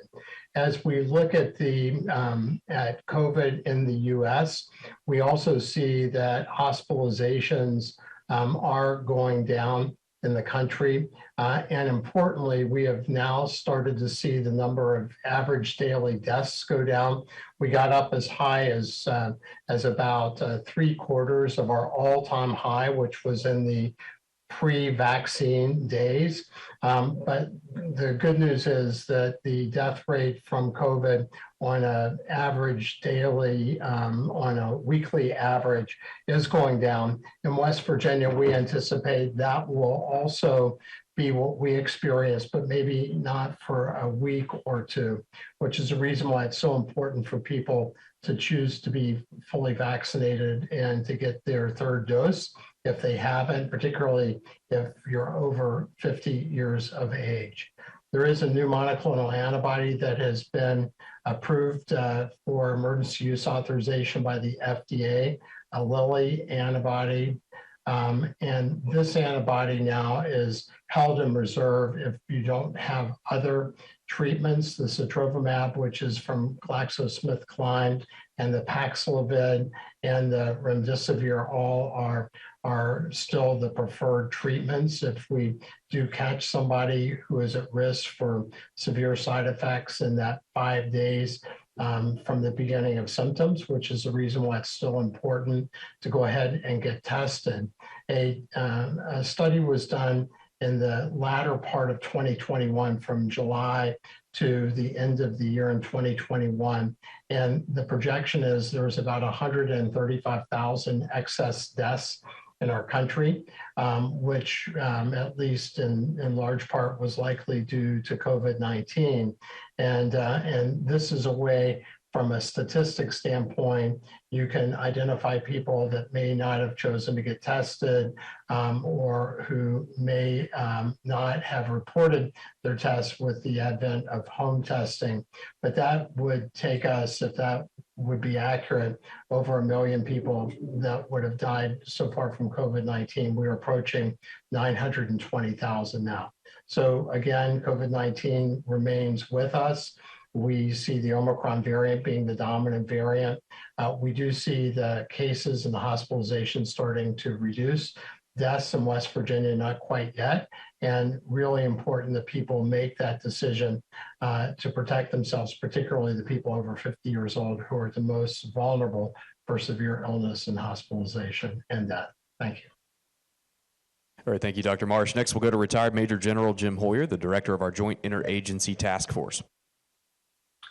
Good morning. As the governor pointed out, over 326 National Guard personnel still working in our hospitals and long-term care facilities. We will continue with the Guard with that mission for the foreseeable future. continues to be very successful, and the feedback or the support they're providing, we don't see any or envision any immediate changes right now. As was pointed out, our hospital numbers are continuing to drop. We appear to be stair-stepping our way down, so we hit certain plateaus and then back down again, but exceptionally positive direction that we're starting to move.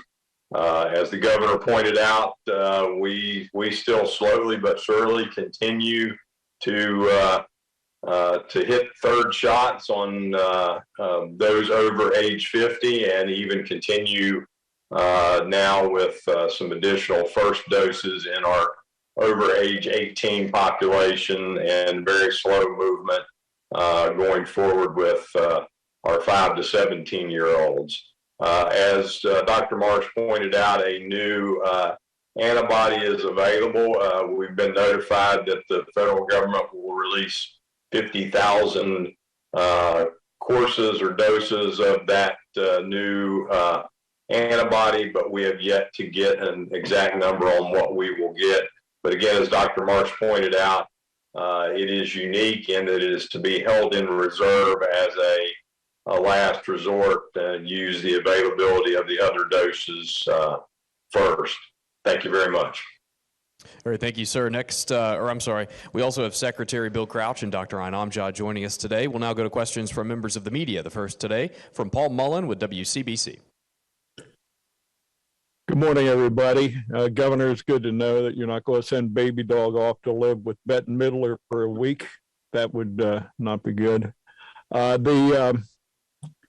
A question I have today is about the weather coming up. We're about to enter warmer weather, which usually portends well for COVID-19 infection, and dropping that rate even additionally. I want to know if the panel believes that is a good forecast coming up here, and if that may lend itself to us getting to a stage where we're more epidemic than pandemic.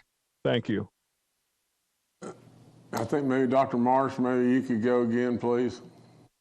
Thank you, Governor, and thank you, Paul. Certainly, Paul, as the weather warms up and people are able to move from inside around each other to outside, we know that the spread of any kind of respiratory virus like COVID-19 would be improved. So that is indeed the good news. I think the other good news, at least at this point, is it does look like that the current Omicron variant-induced surge is starting to reduce around the country, and we have seen signs that that is also happening in West Virginia. What we need to continue to monitor, though, is what happens next. COVID-19 has proven to be a very capable virus to continue to navigate any types of treatment or any reduced amount of spread that it can get. So before we sort of go from pandemic to epidemic, maybe to more endemic, we will need to very closely follow what the virus does. But Paul, as you point out, that is good for us to have warmer weather and to be able to get people out of doors. All right, thank you, Paul. Next to Charles Young with WV News. Hi, this is Charles Young with WV News. My question is for General Hoyer. I know you said that we weren't planning on any changes to the National Guard's mission right now or for the foreseeable future, but could you tell us what may trigger a reduction in the Guard's assistance at the hospitals? Is there a certain hospitalization number we're aiming for? Thank you. General, please. Yes, sir, Governor. So, Charles, we'll continue to have discussions with hospital leadership, and we will look at both the numbers in the hospitals as they continue to reduce, but we also have to watch the numbers related to staffing shortages, as both related to just the overall nature of shortages of nurses and other professionals nationally, but also related to those being out for COVID. So at this point in time, the actual numbers will be triggered by multiple factors. And I think later at the end of this week, we'll have some discussions with the Hospital Association and the hospitals, and then make some recommendations to the governor going forward. All right, thank you, Charles. Next, we'll go to Kenny Bass with WCHS and Fox 11. Hi, quick question about the Mount Olive with the continuing water problems with the Gully Bridge PSD and water shortages for inmates happening multiple times over the past several weeks. How big of a priority is this that either the Gully PSD is either brought to form or made to service them with the water needs of the inmates and staff, or how close are we to a turnover where we give the water facility rights to West Virginia American Water, which might be able to handle it better? Gotten several messages from people concerned about the loved ones who are in that facility. In addition to COVID, obviously, they're very worried about the water situation. So, Governor, if there's any word on what's going on at Mount Olive, I'd appreciate getting that so we could share it with them. Thank you.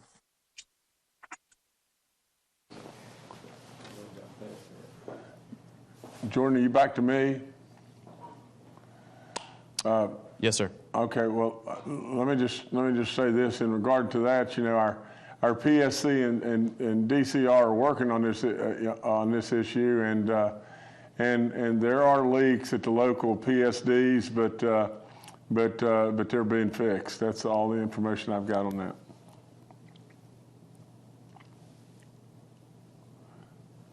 Oh, I would like to add one other thing, Kenny.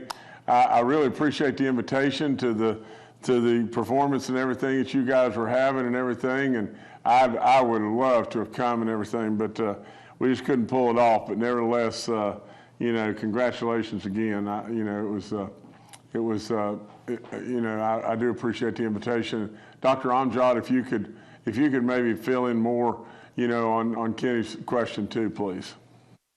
Yes, Governor. Kenny, the Gully PSD and the Kanawha PSD, they were working over the weekend to check the leaks on that. I did speak with Commissioner Jividen this morning about it. So it is a priority for us at Mount Olive to make sure the inmates and the staff do have clean water there. So that is a top concern. We've been talking with Secretary Sandy, Commissioner Jividen, and the Department of Corrections for at least the past week right now. But the PSDs have been checking for leaks all weekend there. There's a meeting there today, and we're going to stay on top of it. But we've been talking with them for the past week or so about it to make sure they have clean water and access. But that is a concern for us. So. All right, thank you, Kenny. Next, we'll go to Evan Bevins with Ogden Newspapers.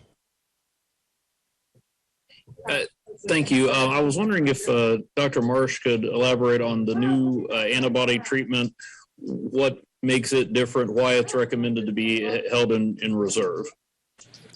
Dr. Marsh, please. Thank you so much. Thank you, Governor. Thank you, Evan. So the new antibody is called bebtelovimab, and it is an antibody that was really tested most heavily during the Delta component of the pandemic response.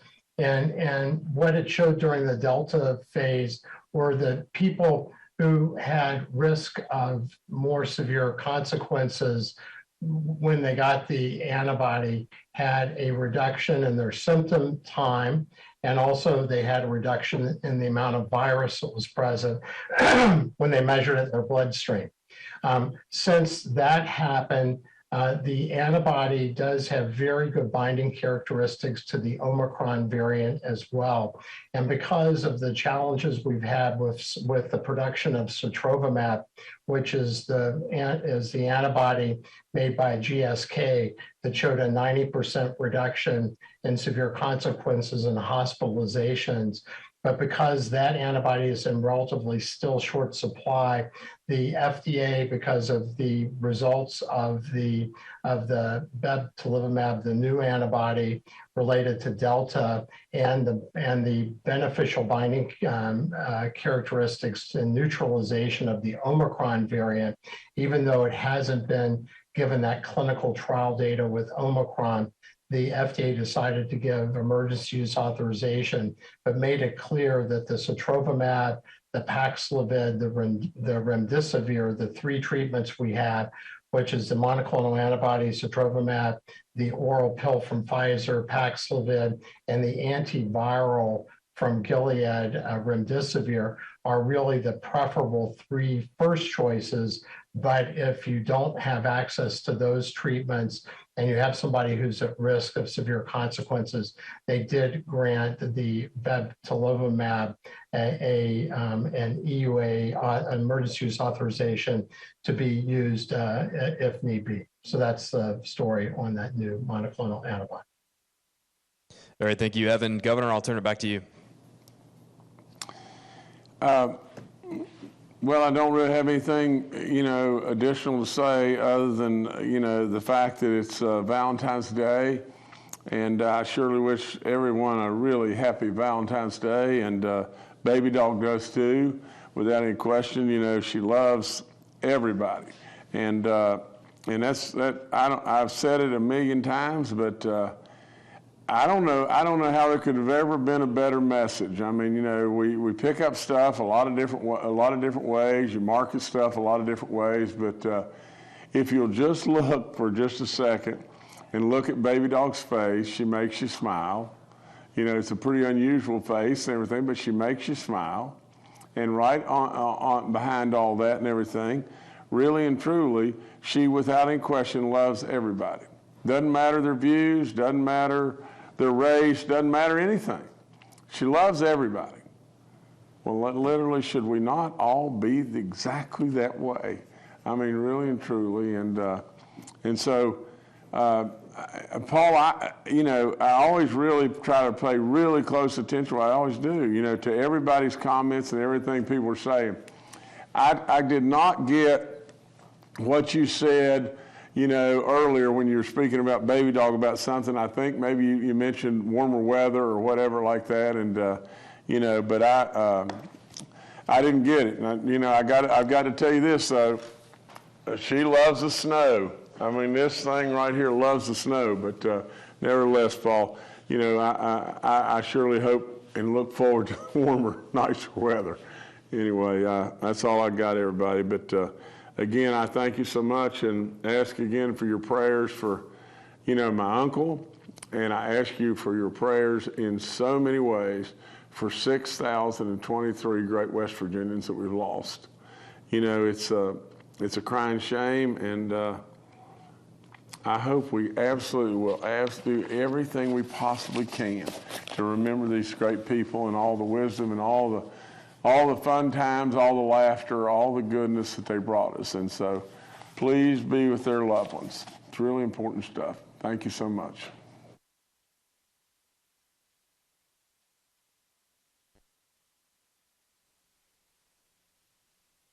House will please be in order. Those persons not having privilege of the floor will please vacate the chamber. All members and guests in the galleries will please rise as we are led in prayer today by the gentleman of the 13th, Doug Penson. Thank you, Mr. Speaker. Let's pray together today. Father, we love you and we thank you for loving us. We thank you for giving us another day of life, another opportunity to serve you. Lord, I pray that you would help us to do that well. I pray that you would help us to serve you well. I pray that you'd give us wisdom.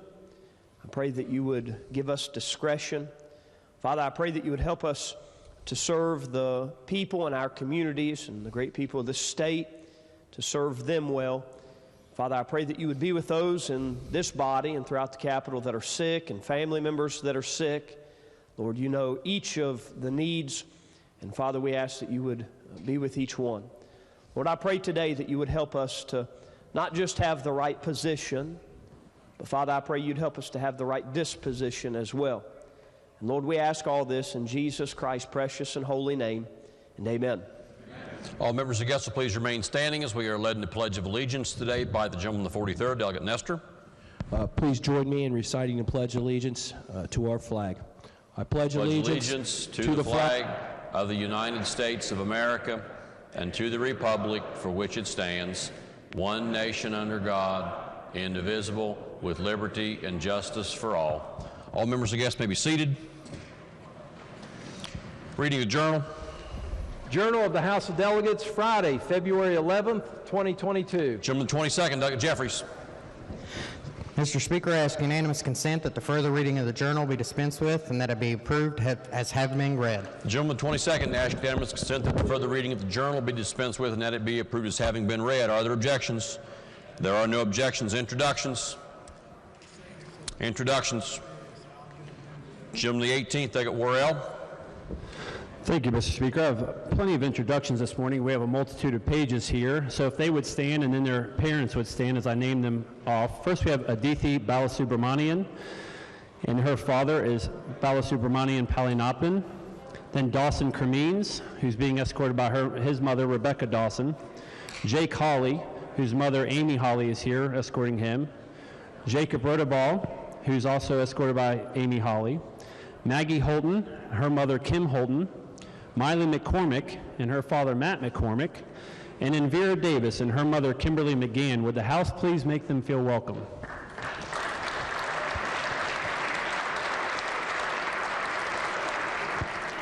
And then also, Mr. Speaker, we have the mayor from the best little village in the state, and that is the village of Barbersville. If he would stand, and our mayor, Chris Tatum, would House please make him feel welcome. Thank you.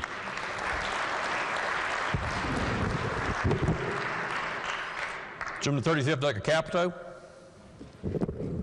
Thank you very much, Mr. Speaker. In honor of National Donor Day, I would like to acknowledge the life of Cecil Lockhart. Cecil was from Welch, West Virginia, and at the age of 95 years old, became the world's oldest organ donor in 2021, donating his liver to a woman in Florida.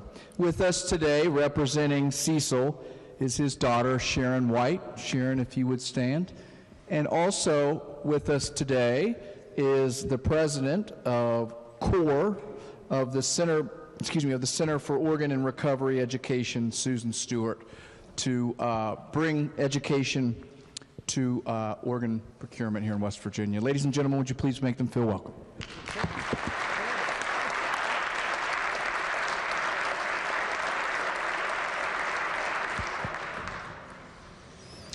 The gentleman from the 7th, Dr. Barnhart. Thank you, Mr. Speaker. Paging for us today from Ritchie County Middle School, we have Emma Wagaman, who is accompanied today by her grandfather, Mr. Bob Hodge, and then we also have Raylan Snyder, who is accompanied today by her father, Mr. Todd Snyder, and I ask that they stand and ask the House to please make them feel welcome.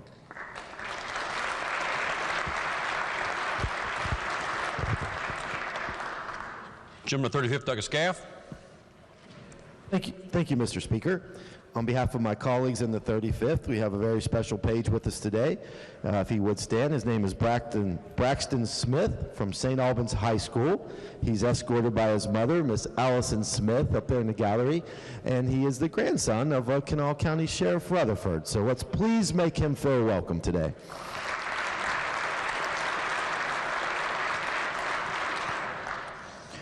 Gentleman 19th, Douglas Booth. Thank you, Mr. Speaker. Paging with us today, we have a senior from Spring Valley High School, Campbell Dixon. Would you please stand? The House make her feel welcome.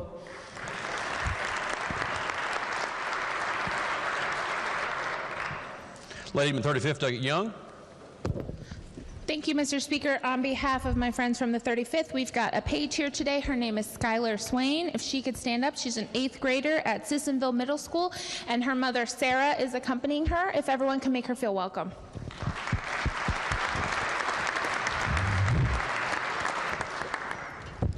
Gentleman 42nd, Douglas Longenecker. Thank you, Mr. Speaker. Visiting with us from almost heaven, Greenbrier County in the West Gallery, Mr. Travis Butts.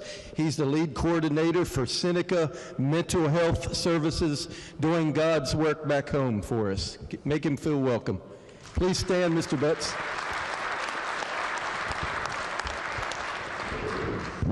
The gentleman 37th, Dr. Pushkin, is recognized. Thank you, Mr. Speaker. We have a whole lot of friends joining us today as part of a Recovery Advocacy Day. And I have two introductions, sir. For anybody that's here with Recovery Advocacy Day, if you can please stand up and would the House make them feel welcome?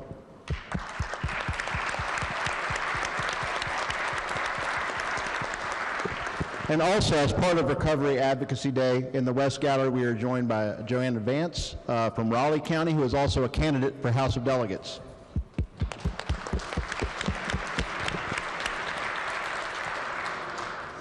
Gentleman the 2nd, Douglas DeSerio.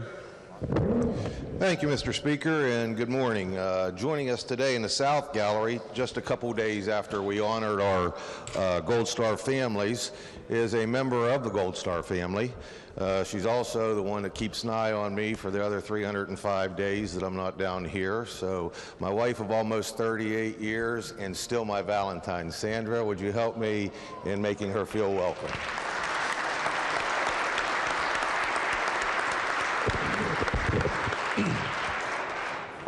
Further introductions? Standing committee reports. Your Committee on the Judiciary has had under consideration House Bill 4329 to clarify the definition of an interested person for purposes of the West Virginia Small Estate Act, and House Bill 4553 to clarify the application of zoning requirements to exempt wholesale generators, and reports by committee substitutes, therefore, with recommendation that the committee substitutes each do pass. That report will be received. Your Committee on the Judiciary has had under consideration House Bill 4331, West Virginia's Urban Mass Transportation Authority Act, and reports the same back with the recommendation that it do pass. That report will be received.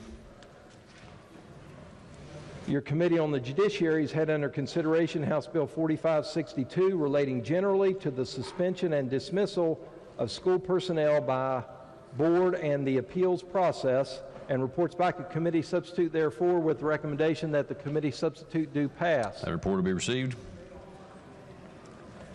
Your Committee on the Judiciary has had under consideration House Bill 4578 relating to authorizing the Superintendent of the State Police to administer the Handle with Care program, and reports the same back with the recommendation that it do pass. That report will be received.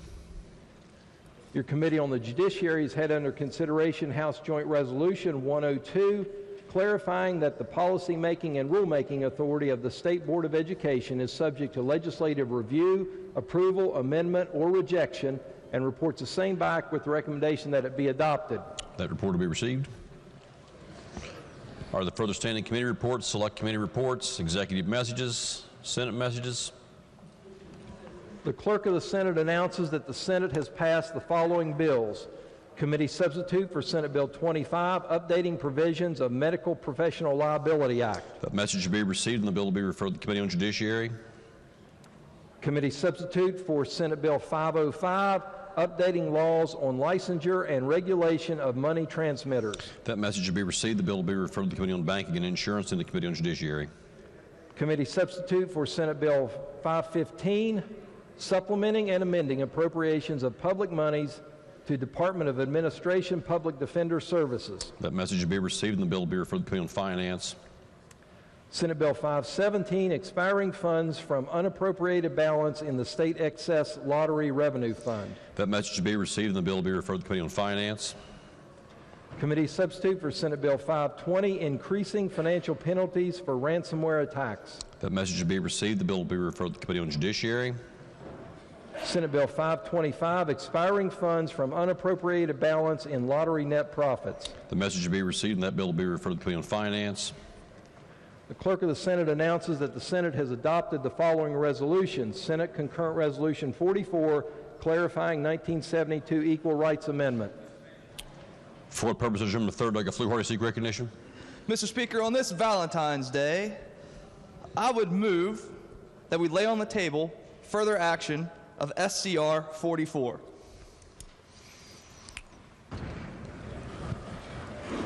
No motion is before the body to be tabled.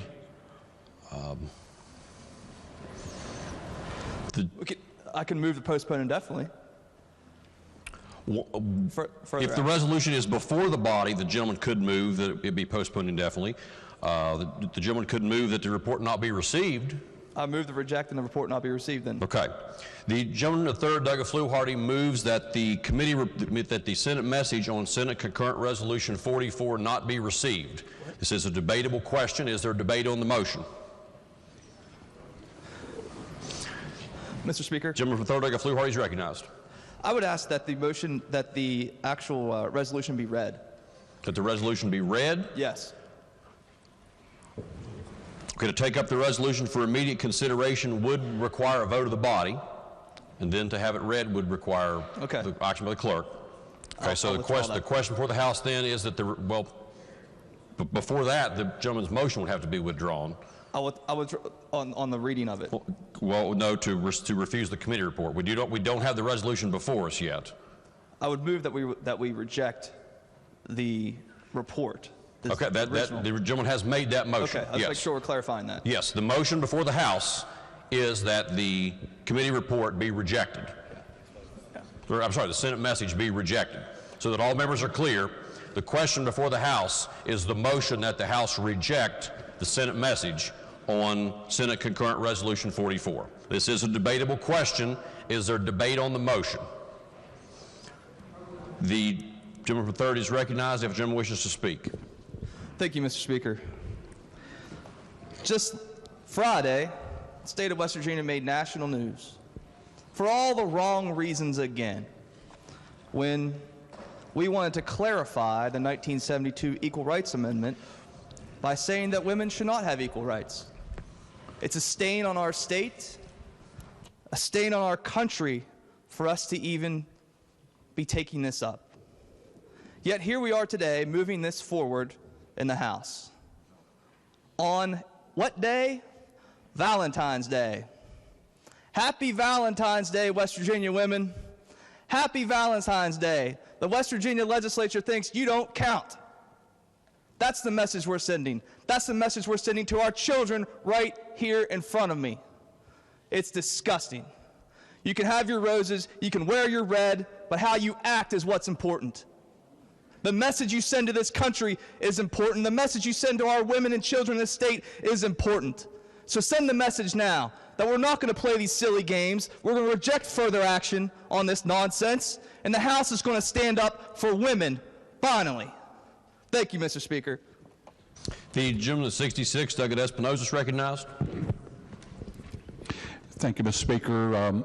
Point of inquiry. Yes, Jim will state the question. So, aside from what our colleague across the aisle has indicated, I'm not really familiar with this legislation that's contained in this report. If we want to have this report go through the normal process, have this resolution go before the appropriate committee so that we can better understand it and then take whatever action is warranted at that point, then we would vote against the gentleman's motion? Yes, the gentleman at 66 is correct. A vote in favor of the motion would reject receipt of the Senate message. A vote against the motion would, if that vote were carried, the message would be received and the resolution would be referred to a committee. And then it would be subject to the normal process for proposed legislation or a resolution.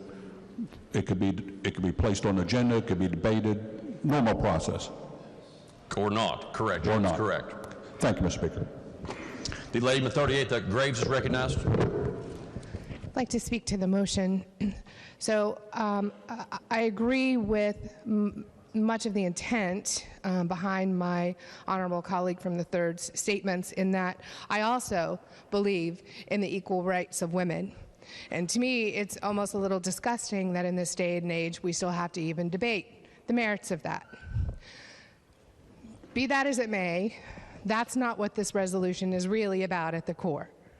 At the core, this resolution, when it was enacted, it was before Roe versus Wade. There wasn't a debate at the national level about the right to kill a baby when this was first enacted in the United States. In fact, West Virginia signed on because it wasn't about the right to an abortion, it was about the equal rights of women. Roe versus Wade changed all of that. But aside from that, the fact that this resolution can be used to be distorted and to be used to kill babies, the reality of what is in this resolution, the ERA had a time limit in it. There was a time limit as an actual part of that ratification, and that time limit expired.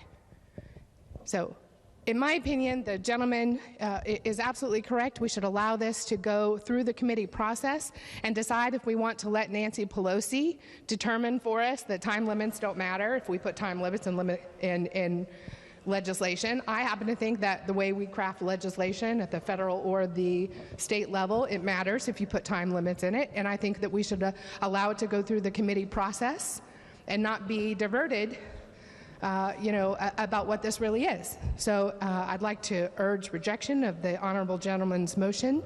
Thank you. The lady from 51st, like a Fleshhouse, is recognized. Thank you, Mr. Speaker. This is something really serious for me, for my family, for more than half of the population of our state and our country. Women even though our Declaration of Independence talked about equal rights under the law for all, our courts, and even though we passed the 14th Amendment, our courts have said that women are not entitled to the same protection under the law as men. My family has, men and women, fought very hard for passage of the Equal Rights Amendment. My cousin went to live in Florida. My 2 aunts worried that they would not be protected by our Constitution before they died. Well, guess what? They were right. They died, and the Equal Rights Amendment had not become finalized.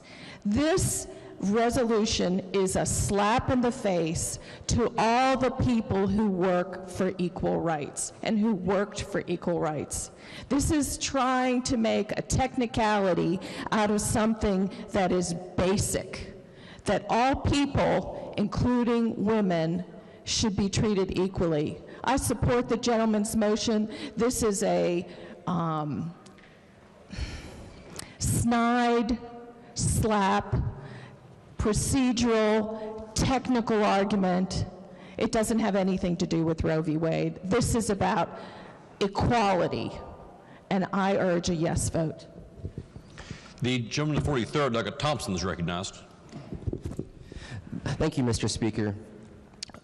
I urge we adopt my friend from the 3rd's motion because the Equal Rights Amendment, as we discussed, is dead. It did not get enough votes to pass and become an amendment, a full-fledged amendment.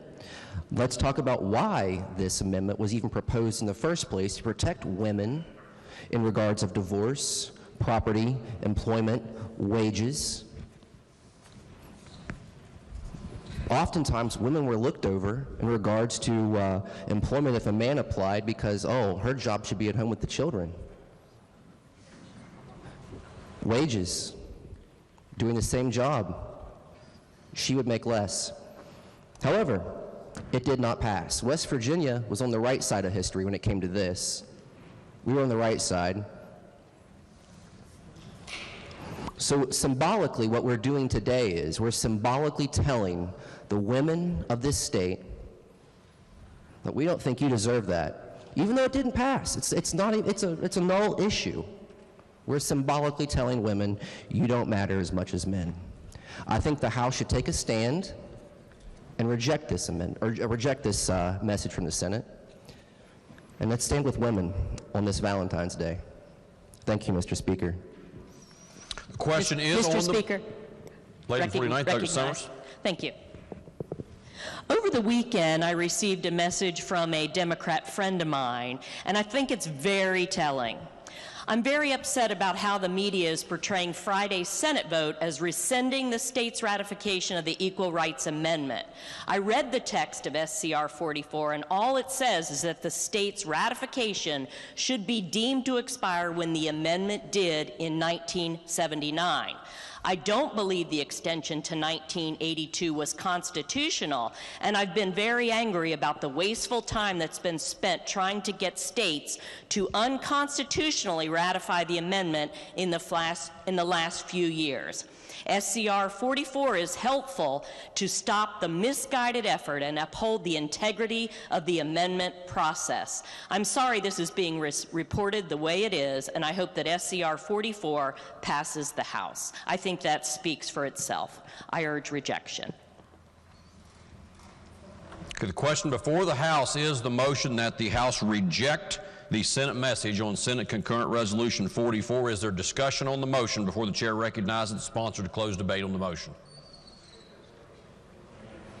If not, gentleman from the 3rd, the sponsor of the motion, is recognized to close debate on the motion. It's astonishing to me that we get up and say, we just need to go through the process, the procedural aspects of all this. I would like to know what amendments you plan to make. Are you going to pick parts out where you think women don't count as much? Is that what we're doing next? What process do you need? What amendments do you need?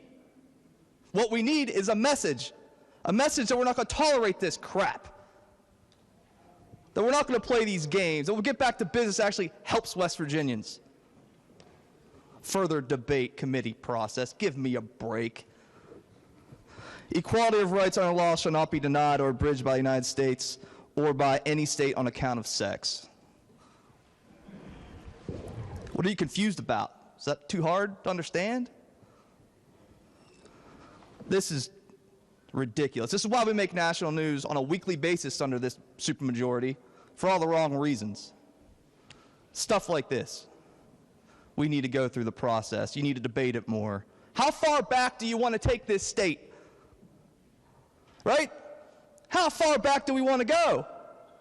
We're in 2022, and I think a lot of you were hoping for 1922, maybe even further back than that.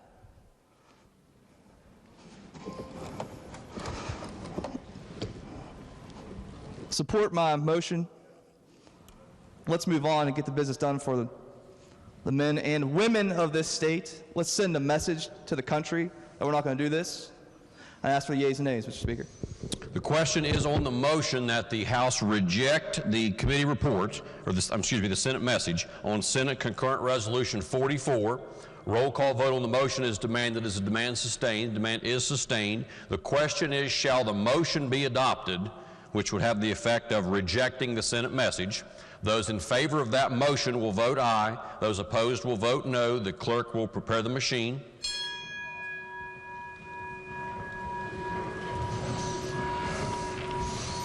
Okay, has every member voted? If so, the clerk will close the machine and ascertain the result. On this question, there are 18 ayes, 75 nays, 7 members absent. Less than a majority in the affirmative, the chair declares the motion lost. The message will be received and the resolution referred to the Committee on Rules. Next Senate message.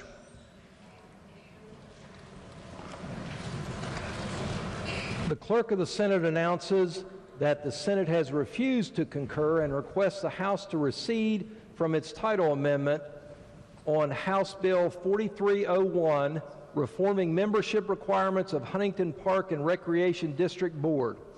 Okay, that message will be received. Lady in the 49th.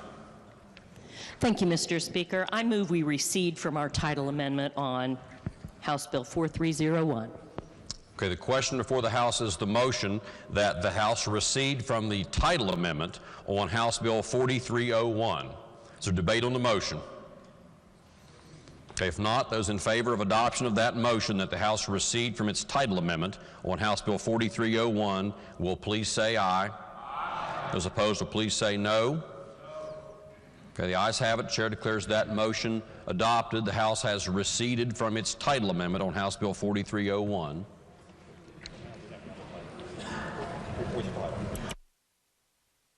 The clerk will now please report the title. House Bill 4301, reforming membership requirements of Huntington Park and Recreation District Board. Okay, are there further title amendments? Delegate Summers moves to amend the title. Okay, the question before the House now is the adoption of the title amendment by the lady from the 49th. Is there debate on the motion? Okay, if not, those in favor of adoption of that motion will please say aye. Aye. Those opposed will please say no. The ayes have it. Chair declares that title amendment adopted. The title as amended by the House will be and remain the title of the bill. Lady in the 49th.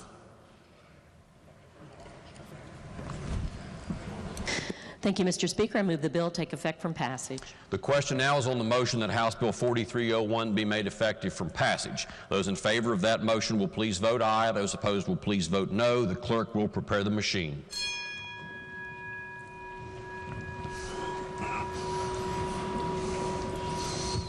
Has every member voted? If so, the clerk will close the machine and ascertain the result. On this question, there were 92 ayes, 1 nay, and 7 members absent. 2/3 of members voting in the affirmative. The chair declares the bill effective from passage. The clerk will please communicate the action of the House to the Senate. Are there further Senate messages? Okay, if not, resolutions. House Concurrent Resolution 62 to name the Raymond Gerald Jr. Memorial Highway. Lady in the 49th. Mr. Speaker, I ask unanimous consent that the further reading of resolutions introduced be dispensed with and that each resolution be considered as formally introduced and referred to the appropriate committees as indicated on the delegate console system. The lady in the 49th asks unanimous consent that the further reading of resolutions introduced be dispensed with and that each resolution be considered as having been formally introduced and referred to the appropriate committees as indicated on the delegate console system. Are there objections? There are no objections. Petitions? Motions? Bills introduced. House Bill 4660, establishing the status of beds when an intermediate care facility for individuals with intellectual disabilities closes. Lady in the 49th.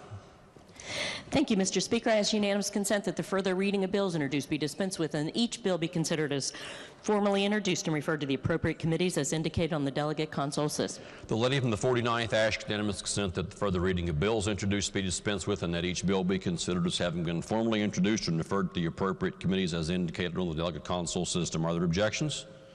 There are no objections. Unfinished business. House Concurrent Resolution 15, Thomas Brothers Memorial Bridge. Ladies and gentlemen, it's apparent to the chair that we have 5 resolutions on unfinished business today, 4 of which are naming resolutions, and 1 urges the members of the United States Congress to enact federal legislation designating May 4th as Firefighters Day. Are there objections to considering these resolutions en masse? If there are no objections, clerk will please read all the pending resolutions. House Concurrent Resolution 15, Thomas Brothers Memorial Bridge. House Concurrent Resolution 58, February 14 as National Donor Day. House Concurrent Resolution 59, to name the Warrant Officer James G. Bosley Memorial Bridge. House Concurrent Resolution 60, Fire Chief Lee Thomas Memorial Bridge.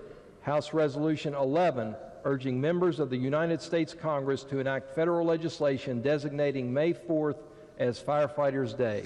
The question before the House is the adoption of the resolutions just read by the clerk. Those in favor of adoption will please say aye. Aye. Those opposed will please say no. The ayes have it. Chair declares those 5 resolutions adopted. Further unfinished business? If not, bills on 3rd reading. Committee substitute for House Concurrent Resolution 2257 relating to extended supervision for certain drug offenders. Are there objections to having this bill explained in lieu of having it read? If not, the gentleman to the 35th, Doug Capito, to explain the bill. Thank you, Mr. Speaker. We had some discussion on the amendment stage of the committee substitute for House Bill 2257 on Friday, but let me explain to you what this bill does, and I'll be happy to take any questions following that explanation. The bill requires the sentencing court of a person convicted of a second or subsequent offense of selling fentanyl or transporting fentanyl into the state to impose a period of supervised release up to 10 years. The supervised release would begin at the expiration of any period of confinement or supervision, whichever is later. The person would be supervised by a county probation officer under the same terms and conditions of probation. The person would pay supervision fees not to exceed $50 per month. The bill authorizes the court to revoke the supervised release and incarcerate the person for a term not to exceed the period of supervision. Mr. Speaker, that's a summarization of the bill. I'm happy to take any questions. The question before the House is, shall the bill pass? Is there debate on the bill? The lady in the 4th, Doug Zukoff, is recognized.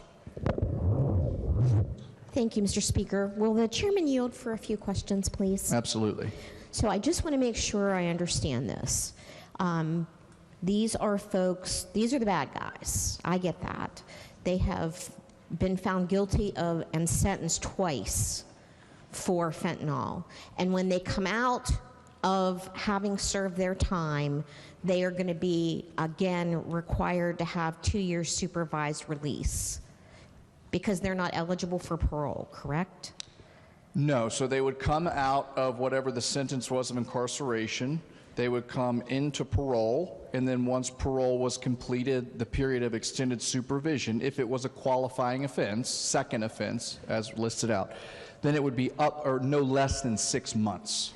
Do you know how many of these offenders we have in West Virginia? I don't. Okay, thank you very much. The gentleman 50th, I think Garcia, is recognized. Thank you, Mr. Speaker. So, this bill today, the main point of what it does is it adds a period of mandatory supervised release up to 10 years for nonviolent drug offenders, and that's in addition and after the period of time that they serve from their sentence, which is a 1 to 15 for a first offense. As the chairman talked about the other day, it could be more than that for a second offense. So, I'll tell you, I don't think this is good policy. I think often when we discuss any type of drug trafficking, everybody has a situation that they've seen where loved ones have been affected. I think that makes us angry, you know, and that's okay. But when we talk about our criminal justice system, we're talking about the Division of Corrections and Rehabilitation. And what that means is, most likely, everybody who is going to prison is going to get out at some point. So our number one goal shouldn't be just to be mad at people, and it shouldn't be to really to penalize. Now, you can talk about, is it a deterrent? I'd argue this bill is not. That's a potential reason to do good policy to try to prevent crimes from happening in the future. But in reality, what we are talking about is how do we make sure that we have the maximum amount of public safety, that the people who are going into our prison system, to the extent possible, if it's for a drug crime, can they be rehabilitated? Can they come back out? Can they be tax-paying citizens? Can they have a job? We've got a lot of job openings. We've been talking about that recently. You know, can they build around a family? Can they have hope? And I would think, I think everybody in this room has some empathy about that. So the ancient Greeks, when they're arguing, they made their arguments, they talked about three things: ethos, logos, and pathos. All right? Ethos is credibility. Logos is logic. Pathos is emotion. So I want to take you through those real quick. Ethos, credibility. So in 2013, the first bill I ever worked on, back when I worked in the governor's office, I was very proud of it, was a criminal justice reform effort. It was House Bill 371, or Senate Bill 371. So the main points of this bill, one of them was, how do we use supervision to help individuals actually rehabilitate and transition back into society? And one of the things that we did in that bill was we said there are certain people who just term out. So if we're talking about a 1 to 10 sentence for somebody, if you serve 5 years without having been let out on parole, with good time, you'll be let out cold, and there's no transition. And I think experts agreed that's a situation where you wanted to make sure there is some period of transition, of supervision, to try to help people get housing and jobs and those types of things. So in that bill, actually, we required a period of supervision for everybody so that that wouldn't happen. So I don't want you to think that I'm just against supervision here. There's another part of that bill that we discussed. At the time, it was the idea that there were technical violations, that any parole officer or probation officer could immediately throw somebody back in jail if they failed a drug test, if they were late for an appointment. And so it provided a number of sanctions that were maybe a 60-day sanction or a 90-day sanction to try to get somebody's attention.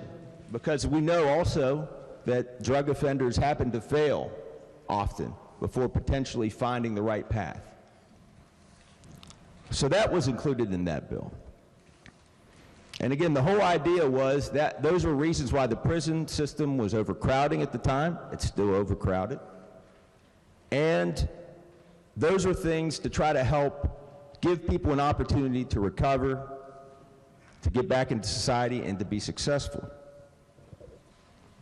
So this bill does not do that. What this bill does is it says, okay, if you have a 1 to 15, and at some point you get out on parole, and then you have that supervision. So during that period of supervision, hopefully we have people that are going through whatever they need to, getting rehab, getting a job, getting housing, and if they show their parole officer in that instance that they have become successful, that they've integrated back in society, they're actually discharged from parole. And so that could happen at any point during that 1 to 15 sentence. So what this bill does is says, okay, you go through that for those individuals, and you're successful, you're on the path back, hopefully, to recovery, to a family that's together, and then what do? We say, no, you're not done. We're going to put another barrier in front of you. You had hope that you were almost out of Big Brother looking over your shoulder, and granted, there's a purpose for that. But I know, and some of you have gone to meetings with me, if I were penalized for being late to a meeting, I'd be in legislative jail right now. It happens to a lot of us. But in reality, it's a situation that's setting people up to fail, okay? And people who, in many cases, have proved that they're ready to rejoin society. Okay, second, logos. That's logic. So I want to point out a couple things that I think are discrepancies in this bill. The first is, the chairman said the other day that this has been narrowed down. We're just talking about fentanyl. We're just talking about second offenses. Well, the language I do not think is that clear. If you look at the section B, it talks about any defendant convicted after the effective date of this section of a violation of 60A-4-401A1. That's Schedule 1 and 2s, Schedule 1 and 2 drugs, comma, 60A-4-409B1. Again, that's related to Schedule 1 or 2 drugs, comma, or 60A-4-415. That's a section related specifically to fentanyl. And then you have the language after that with respect to the controlled substances of fentanyl alone or in combination with another controlled substance. That phrase isn't after each of those, isn't before each of those commas.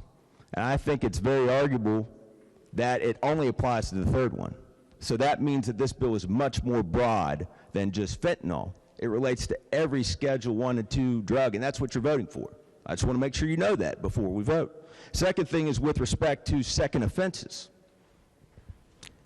You may or may not know this, but many times people are charged with multiple offenses, and they're convicted of multiple offenses at the same time.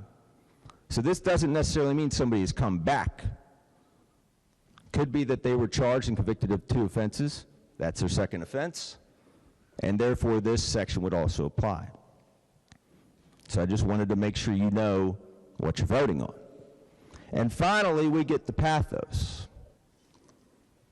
We have a new committee on jails and prisons. And Chairman Kelly was wonderful enough to schedule a visit to several facilities, including Western Regional Jail, and I was able to come on that trip. And when we went there, we had about 7, 8 of us, and we got to see the goals unit. I don't know if you know what the goals unit is, but the goals unit is specifically for people who have drug offenses, nonviolent drug offenses. And there's 16 women in one pod. There are 32 men in another. And they have programs that range from 6 months to 12 months where those individuals have very in-depth, focused rehabilitation types of projects that they do, the way they live, the way that they talk with each other, the way that they lean on each other. It's very impressive and it's been very successful. and it's had a good success rate, I think in the range of 60 to 70% success. And so when we went there, we talked to those individuals, and we asked them about what was good and bad about the program. And the cool thing about the program is if they're successful after that period of time, then they get to go and petition the judge, a Rule 35 hearing, which means that they get to have the rest of their sentence on probation. So they don't have to spend the rest of their time in jail. And much of what they told us was, please stop putting barriers in front of us, or the barriers that we already have, take them away. That we're trying to be successful, but those problems that they see, what are the next steps in trying to get a job and trying to be somebody who contributes to society, that those are some of the issues that are holding people back. And so one of the things that Secretary Sandy said at that time, he said, okay, raise your hand if you're in here and you've taken marijuana. And he had so many people raise their hand. What about cocaine? Okay. What about heroin? Okay. And what surprised me the most was fentanyl. And there were, I think, a majority of the people in both groups that fentanyl was something that they had taken. And that is what we're dealing with in this bill. And I want to finish with Kenny Matthews, person that testified in our Judiciary Committee, as somebody who also was in for a drug crime, was convicted. He failed multiple times on trying to get rehabilitated, and he was ultimately, though, successful with many people within our prison system trying to help him get to where he needed to go, to get the confidence to get beyond his addiction. And now he is out working, trying to advocate for other people who have been in his situation, and he's working with people who are currently addicted and who are trying to recover. He's a recovery coach. And one of the often stipulations about being on supervision is you can't be around other drug offenders, okay? Or you can't be around other convicted felons. And that's what he does. He's only a couple years removed from being discharged from parole. But a gentleman like Kenny Matthews would not be allowed to help other people dig out of that hole, because you probably heard the expression, you know, when there's a hole and somebody's down the hole, you want somebody who's been down there, who can help other people get out. And I think this is going to take that away.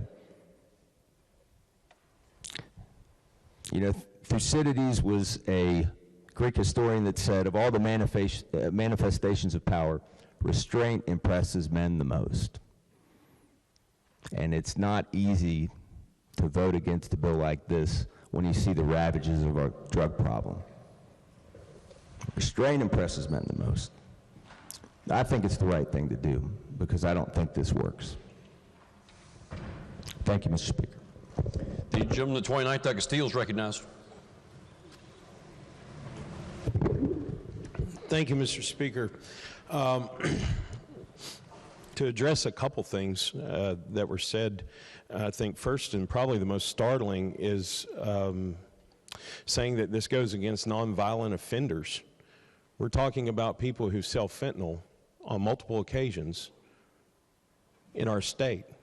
And in my time in a prosecutor's office, I saw tens of hundreds of people die just in Raleigh County alone. We've had thousands and thousands and thousands of deaths across this state. I actually prosecuted one individual, this would have been his third felony drug offense, that as he sold the drugs, the heroin, that was laced with carfentanil to an undercover cooperating individual, he said, be careful, this is the same stuff that killed so-and-so. He knew he was going to kill somebody with it. We had 3 dead bodies and 9 overdoses come out of the same house in a period of 48 hours. This stuff was killing people left and right. And this guy had been selling drugs for 30 years. This is a tool that we can use. I think we all remember at least parts of the governor's speech. probably the end more than anything else. But if you recall before that ending, he talked about the need to create intelligence in how we combat the drug problem in our community. This is a tool with that. This is a tool that we take individuals, not on their first time, not on the first time that they've had a brush in with the law, but who are repeat offenders, second and third offense felony drug offenders. And they put them under supervision so that they know where that person's working, they know what car that person's driving, that they know where that person's living. Because if this is your third go-around, if this is your third time committing this felony, statistically, it's improbable that you're going to quit. It's statistically improbable that you're going to quit. And what we have at this point is a great number of people that are still being harmed by the importation of fentanyl and heroin into this state. This is a tool that combats that. I've, like many of you in here, have supported many measures like Jobs and Hope, felony expungement, you name it, to try to help people, as the gentleman says, remove these barriers that keep them from reentering society. But as a society, we also have to be cognizant of the fact that these individuals, upon their third offense, are likely going to do it again. They're not likely to quit being in the business of pushing drugs and selling drugs to other people. And I would completely disagree that that's nonviolent. Selling heroin and fentanyl to another person is a violent crime, in my opinion. It is something that will ruin their life, if not kill them. It will inflict serious bodily injury or death. It will do that. We've seen that time and time again over the last 20 years that we've really dealt with this problem. The medical personnel, I'm sure, probably have their lights on all over the place right now to give their testimony of what they see in the ERs and what they see, coming into triage with people overdosing and so forth, and how this affects their life. I'd say the lawyers in here that have been on both sides of this, myself included, as either a prosecutor or a defense counsel, have seen people come into this system that you knew from years ago that now are a shell of the human they once were because their very life force has been depleted by these drugs that are getting pushed into our community. There's no poppy fields in West Virginia. There's no poppy fields in West Virginia. We're not manufacturing fentanyl. It's being brought into our state. And if we can develop this and point it at the right place, not the user, this is pointed at a repeat drug offender. Third time is when you're really going to be under intense supervision for a long period of time. These type of offenders are coming from Columbus, they're coming from Detroit, they're coming from Charlotte, they're coming from all over and bringing this into West Virginia. We're not growing it. We're not growing it. And this is a tool that's going to help us save some lives.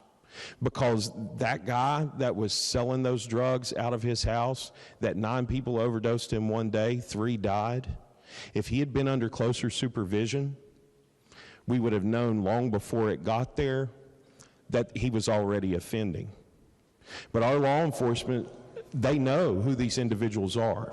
They see them. They've dealt with them for years. They dealt with them multiple times. If they have this tool available to them and they know that they have credible information that this person is out there dealing, it's going to be much easier for them to locate and determine and investigate whether or not they're actually offending if they are under supervision like this. This is a good bill, and this is a good bill that's going to save lives and help our communities deal with a problem that is just not going away. Thank you, Mr. Speaker. The gentleman 13th, Douglas Penson. Thank you, Mr. Speaker. Would the chairman of Judiciary yield, please? Thank you, Mr. Chairman. A couple questions for you. This extended supervision that we're speaking about in this bill, that's not a new concept for the state of West Virginia, is that correct? No. We use extended supervision in other areas of law enforcement where we realize that the offender has potentially dangerous habits, which could result in a detriment to society. Is that correct? Correct. Specifically, I'm speaking of, we use extended supervision for sex offenders. Is that correct? That's correct. Thank you. A question for you as we think critically about the bill today. Would it be a stretch to articulate that the judge would sentence someone to extended supervision at the same time that their prison sentence is decided, and as a result of being able to consider both of those sentences in concert with one another, that this could ultimately allow the judge to have discretion for both the prison sentence and the extended supervision sentence? Is that correct? That's correct. The judge shall make the finding and impose this both at the final disposition. Yes. So then, if one would argue that judicial discretion and the opportunity for offenders to eventually re-enter society should be in place, this bill actually allows that to take place. Is that correct? It's a tool in the toolbox. Thank you, Mr. Chairman. Finally, would the chairman of GovOrg yield, please? Yes. Thank you, Mr. Chairman. I want to address something that was brought up by my friend from the 50th. Your time spent as an attorney and as a prosecutor, am I misunderstanding how our judicial system works? Could someone be charged for first offense and second offense at the same time, or must they first be found guilty of the first offense before they're able to be charged with second offense? Yeah, so this actually appears in several different areas of our criminal code, Chapter 61, Chapter 62. Specifically in 62, when we talk about the habitual offender statute, we already have a mechanism to determine how this works. And we set out a long, long time ago, probably in the 1930s, that if you're going to be tried as an habitual offender for that second offense and have that information put on you, so you've committed one felony, the courts have said that it has to be a separate and distinct offense, and moreover, more case law after that says that you have to have been tried or pled guilty and convicted, sentenced, served the sentence, and completely discharged the sentence before the commission or the charge of the second offense. So those must be separated completely. Like, you've had to completely discharge that first sentence before you can actually be tried under that habitual offender statute. And the court would just apply the same reasoning to this. It wouldn't be like if you had an 18-count indictment, for delivery of a controlled substance. That's one set. That is one criminal occurrence. That would have to be discharged before you're going to come back for the next second offense. So to be clear for the members, we're talking about someone who has been arrested for the delivery or the transportation of delivery, transportation of fentanyl. We're talking about a person that's been arrested for that. They've served some prison sentence and probably have a chance to be credited time served. They're out on the streets again, and they get picked up for a second and subsequent offense for the same crime. Under the way the habitual offender, the case law works on that, not only released from prison, but discharged the parole that they would have been under when released. So they have to completely discharge the sentence. And when that person discharges the sentence, a letter goes to the circuit clerk in the county in which that offense occurred. It goes to the warden of the correctional center that person originally went to. It goes to the prosecutor, and I believe it also might go to the law enforcement agency that initiated the arrest, and to that person. And that's a letter that says your sentence has been discharged. And that's given by our corrections folks. They put that out there. That lets them know your sentence is discharged. That, when you do a habitual offender information, That is part of the appendix as a prosecutor that I put together to show the court this second or third offense happened after that discharge date. That's a necessary document, at least, you know, where I practiced, that we would have to show as a prosecutor that you discharged that, so you are subject to the second or third offense multiplier in the habitual offender statute. Thank you, Mr. Chairman. Mr. Speaker, I'd like to speak to the bill. As a sponsor of the bill, I think it's important that we clear up these errors. I think it's important that we understand what we're talking about here. In 2020, the overdose deaths in the state of West Virginia spiked 45%. I believe 15 of our 55 counties saw an increase of 100%, or 200% rather, of the deaths from 2019. Numbers are skyrocketing in our state. In fact, unfortunately, this is one of the areas that we lead the nation in overdose deaths per capita. 1,275 people died in 2020 as a result of overdose, and I would dare say a vast majority of those died as a result of overdose because of fentanyl. I've worked these cases. My friends and my colleagues and I at the Sheriff's Department, we've made these purchases. It's important that this body understands we're not talking about somebody that gets caught up in hard times and they make a decision to sell some of their medication one time or maybe two times, and then all of a sudden they're faced with these long life sentences, long years in prison. When we work these investigations, oftentimes when we're making undercover buys, we'll buy several times from the same individual to prove that this is something they do on a routine basis, so that then we can present that to a jury when it goes to trial. These are individuals who are killing West Virginians. I would argue to those that want judicial discretion and those that want for opportunities for these individuals to enter society again, that they can enter society, but they will do so with supervision. I know in here we hear a lot about we need to consider the offender. I would argue we need to consider the offended. Thank you, Mr. Speaker. Lady in the 35th, Doug Young is recognized. Thank you, Mr. Speaker. Will the Chair of Judice yield for just a couple questions?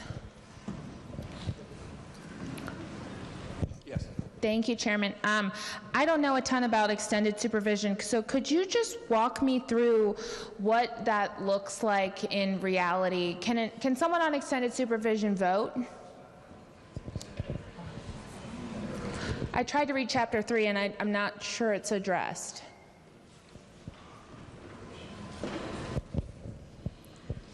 It's unclear, actually. You cannot vote while you're on parole, but it's unclear as to extended supervision. Okay. What exactly happens during extended supervision? I saw that the court may order the defendant to remain at their house during non-working hours, but is it like house arrest? It's like this. It's the same terms and conditions of probation. So a county probation officer would be assigned to it, and it would operate in the same way that probation would. Okay, so they're not stuck at home all the time. Could you repeat that question? They're not stuck at home when they're not at work? The judge could, just like in any other instances of probation, could order that. Okay, that's but all this does not require that. Okay, thank you. Lady in the 41st, Doug Tully is recognized. Thank you, Mr. Speaker. Will the Chair of Government Org yield for a couple of questions, please? Yes. Thank you, sir. You mentioned in your speech a moment ago your experience with carfentanil as a prosecutor. Are you familiar with what that drug was originally intended to be used on or for? Yeah, it was elephants that had some type of major medical procedure. They were getting ready to go under lines, elephants, pandas, So very large animals, thousands of pounds, massive dosing. And are you familiar with the concentration of the carfentanil, milligram for milligram, based upon if it was pharmaceutical grade, how much morphine it would be? I've heard this at some point, and I know it would almost fill a whole saline bag or something like that.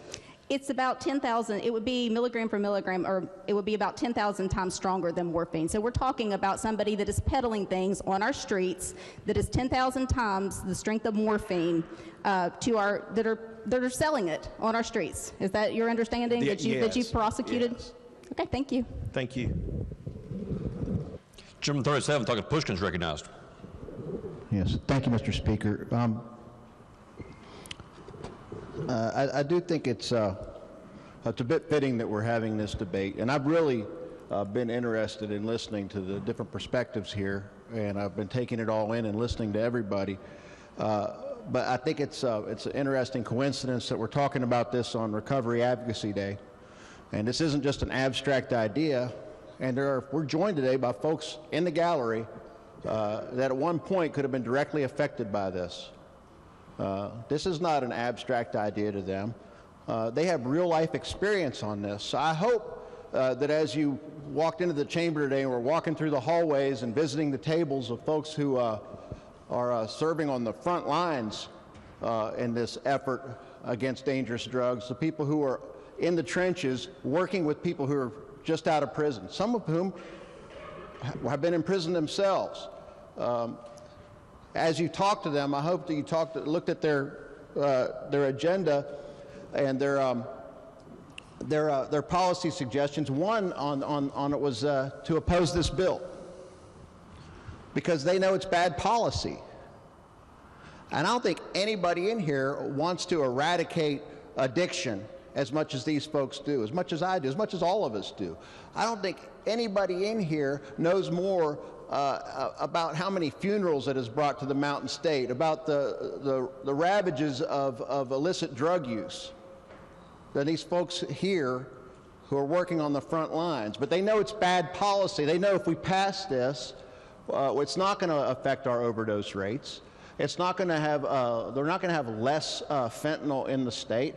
I know this because just 4 years ago, we passed a bill to increase sentences, increase fines, make it even more illegal than it already was. And guess what? It had absolutely no effect. We're actually in a worse boat than we were 4 years ago. Because as long as there is a demand, there's going to be a supply to meet that demand. That's why I have so much respect for the folks that came to the Capitol today, because they're trying to address the demand. And I would suggest that we try to think outside the box and focus on that, because we can come in here and pass laws like this every year, and it's not going to make one iota of difference, except what you're going to do with this bill. This does have a bad effect. You're going to get people on the back end of it, and without accompanying legislation that addresses technical violations, you're going to clog up the prison system with nonviolent offenders, some of whom might have even gotten their lives together. They're no longer selling fentanyl, but they miss an appointment. Maybe they fail a drug screen for something else. Maybe they get a traffic violation. Who knows? They're still on paper. Any violation of the law, even a technical violation, can send them right back to prison. And that's why the people who know the issue, the people who are visiting us here today, oppose this bill. It's not because they're soft on drugs. They're out here combating it every single day of their lives. It is their lives. I would suggest that we stop making policy about them without them. Bring these folks to the table. Go out there and talk to them. See why they oppose this bill. Instead, we just go after another knee-jerk reaction because we're mad and we want to do something. I'm mad. I want to do something. But for once, could we actually think about it and do the right thing and do something that's actually going to work?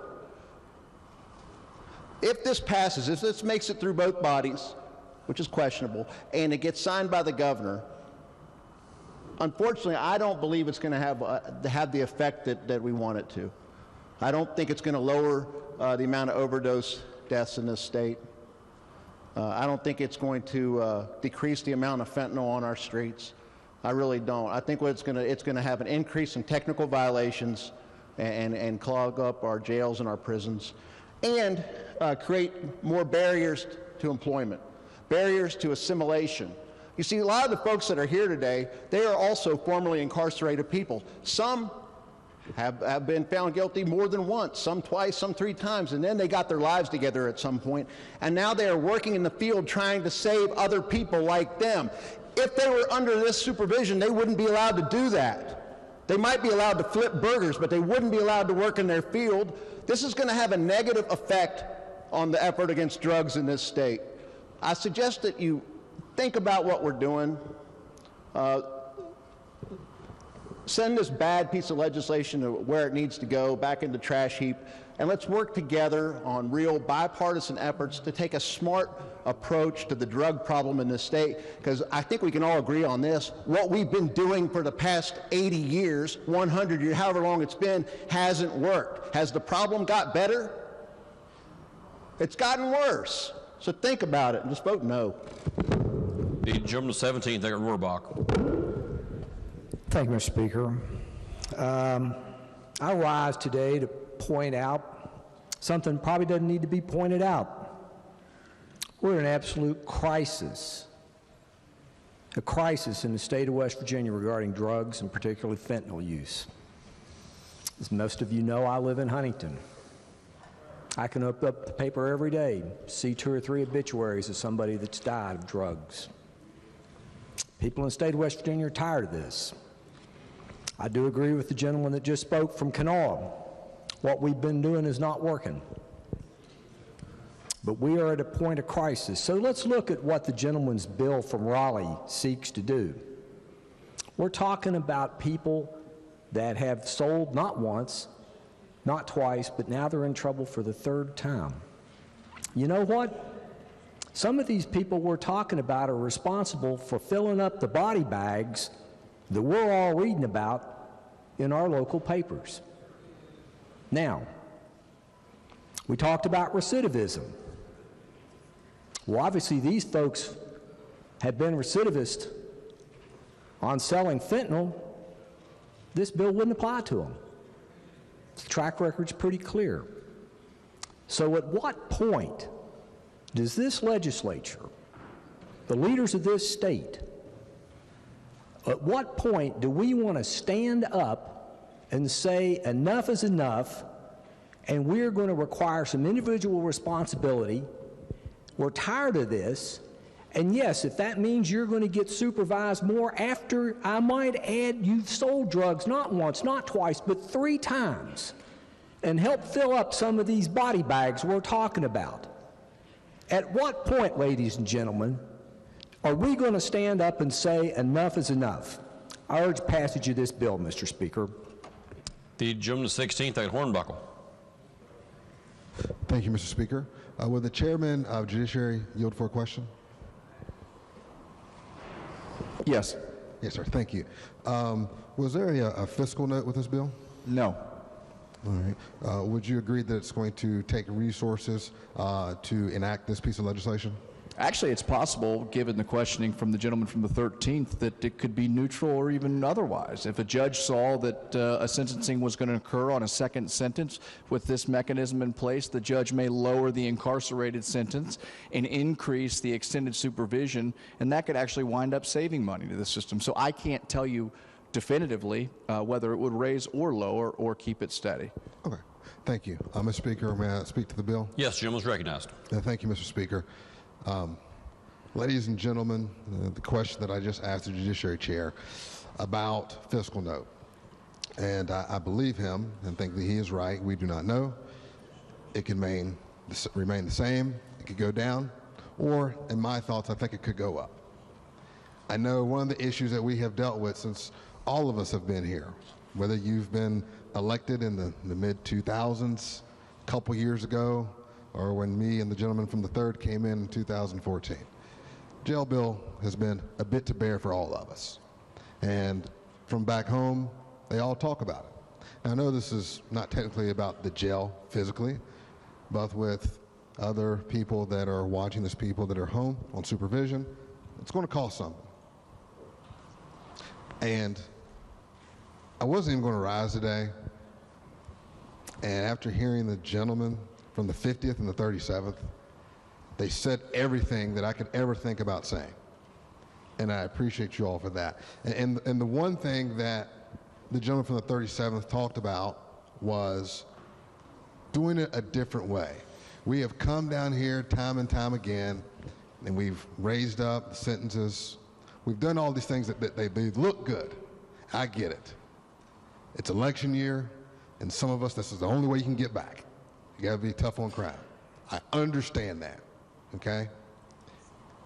But I also disagree with a couple of notions in there too. And like the gentleman from the 17th, I'm from Huntington.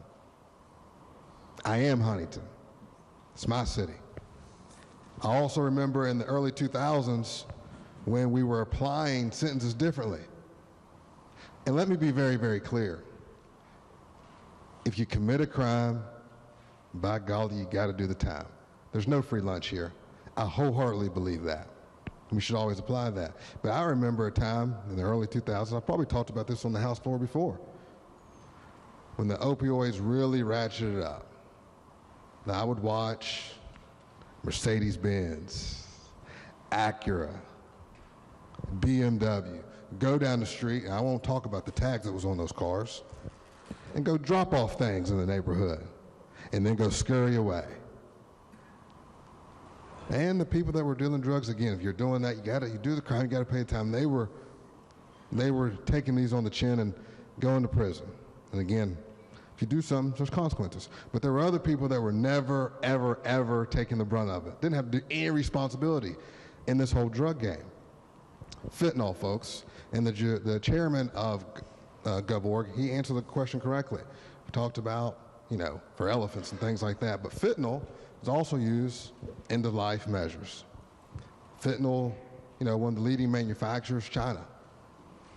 And then from there, it goes to Western Europe, it goes to Mexico, we know that's an issue. It also goes to Canada.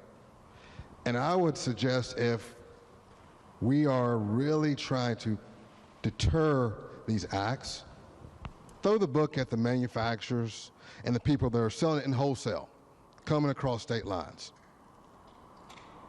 I get that. But again, the gentleman from the 37th pointed out, there are folks that they're never, ever going to be able to get ahead. I know 2 folks in my district in Huntington that passed over the past 14 months for taking medication that was pressed with fentanyl. Absolutely hate it. But I will also tell you on the other side of that, it is quite possible for somebody to get this if they're not a manufacturer or a wholesaler of this. They do not know what's in it. They do not know what's in it. And they could, in fact, impact somebody's life and take them out. I know the gentleman also said that, he's talked about heroin, fentanyl, these are killers. They are. And they're awful. But I would also argue everything outside of cannabis can kill somebody. Heck, if you got somebody at the country club and they give somebody some cocaine, he might kill him. It didn't sound good, did it? But that's the truth. We don't talk about that. And so, while I definitely want to do something about this problem, we have to be on the proactive end of this. We have to be on the beginning stages of this.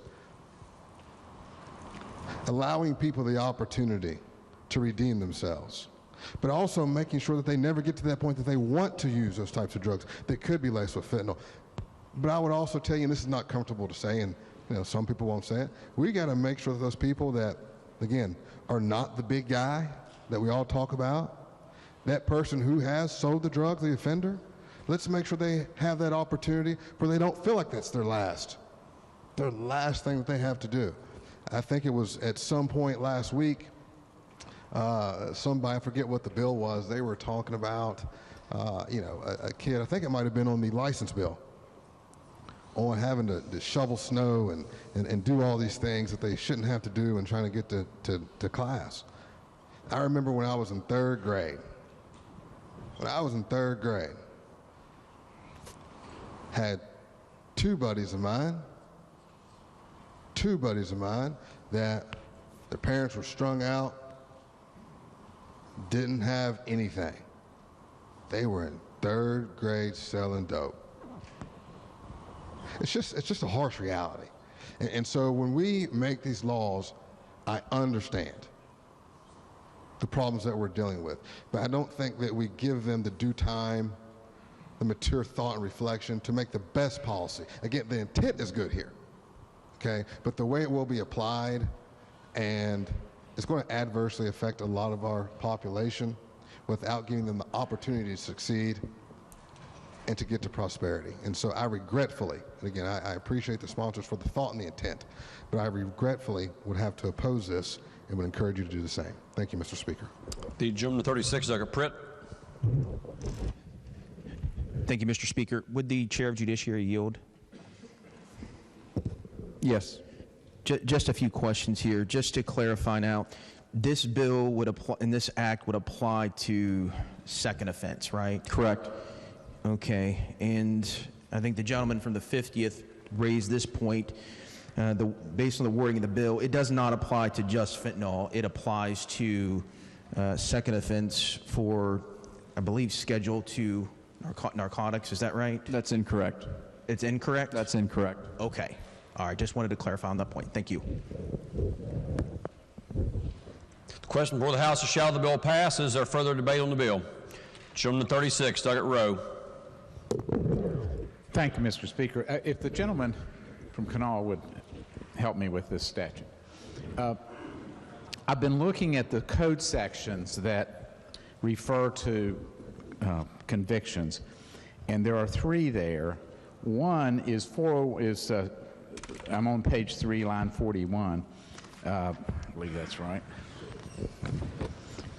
Is 60A 401 small a, and and it has a provision in there for just generally controlled substances being the basis of a crime. And included in that is intent to deliver, which means that the person doesn't really have to deliver it. They just have to have enough that it looks like they're going to, correct? Correct. So if you had a drug dealer with a trunk full of fentanyl that didn't actually get to the drop spot, but we caught him, he didn't deliver, but he sure had the intent to. Yes. Now, there's another section, 60A 415, which deals with fentanyl only and says that it either standing alone as the subject drug, or, as I read it, or in combination with another controlled substance. And my question is, why is it that we refer to all three sections? The third section is for transportation into the state of controlled drugs.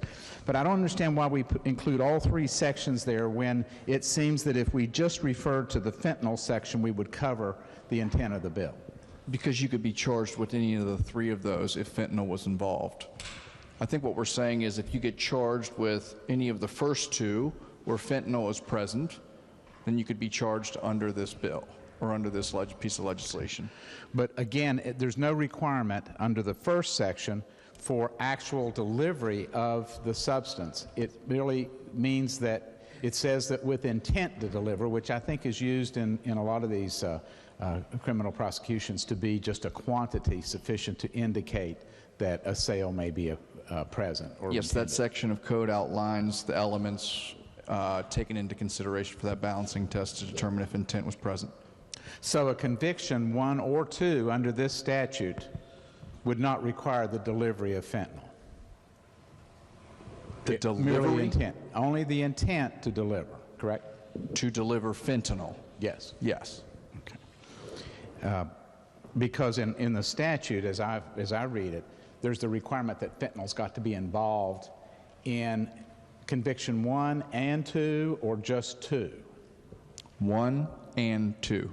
Okay, thank you, sir. Now, I'd like you to help me with another, in that same section. This is where, let me make sure this is, nope. Give me just a second, sir, thank you.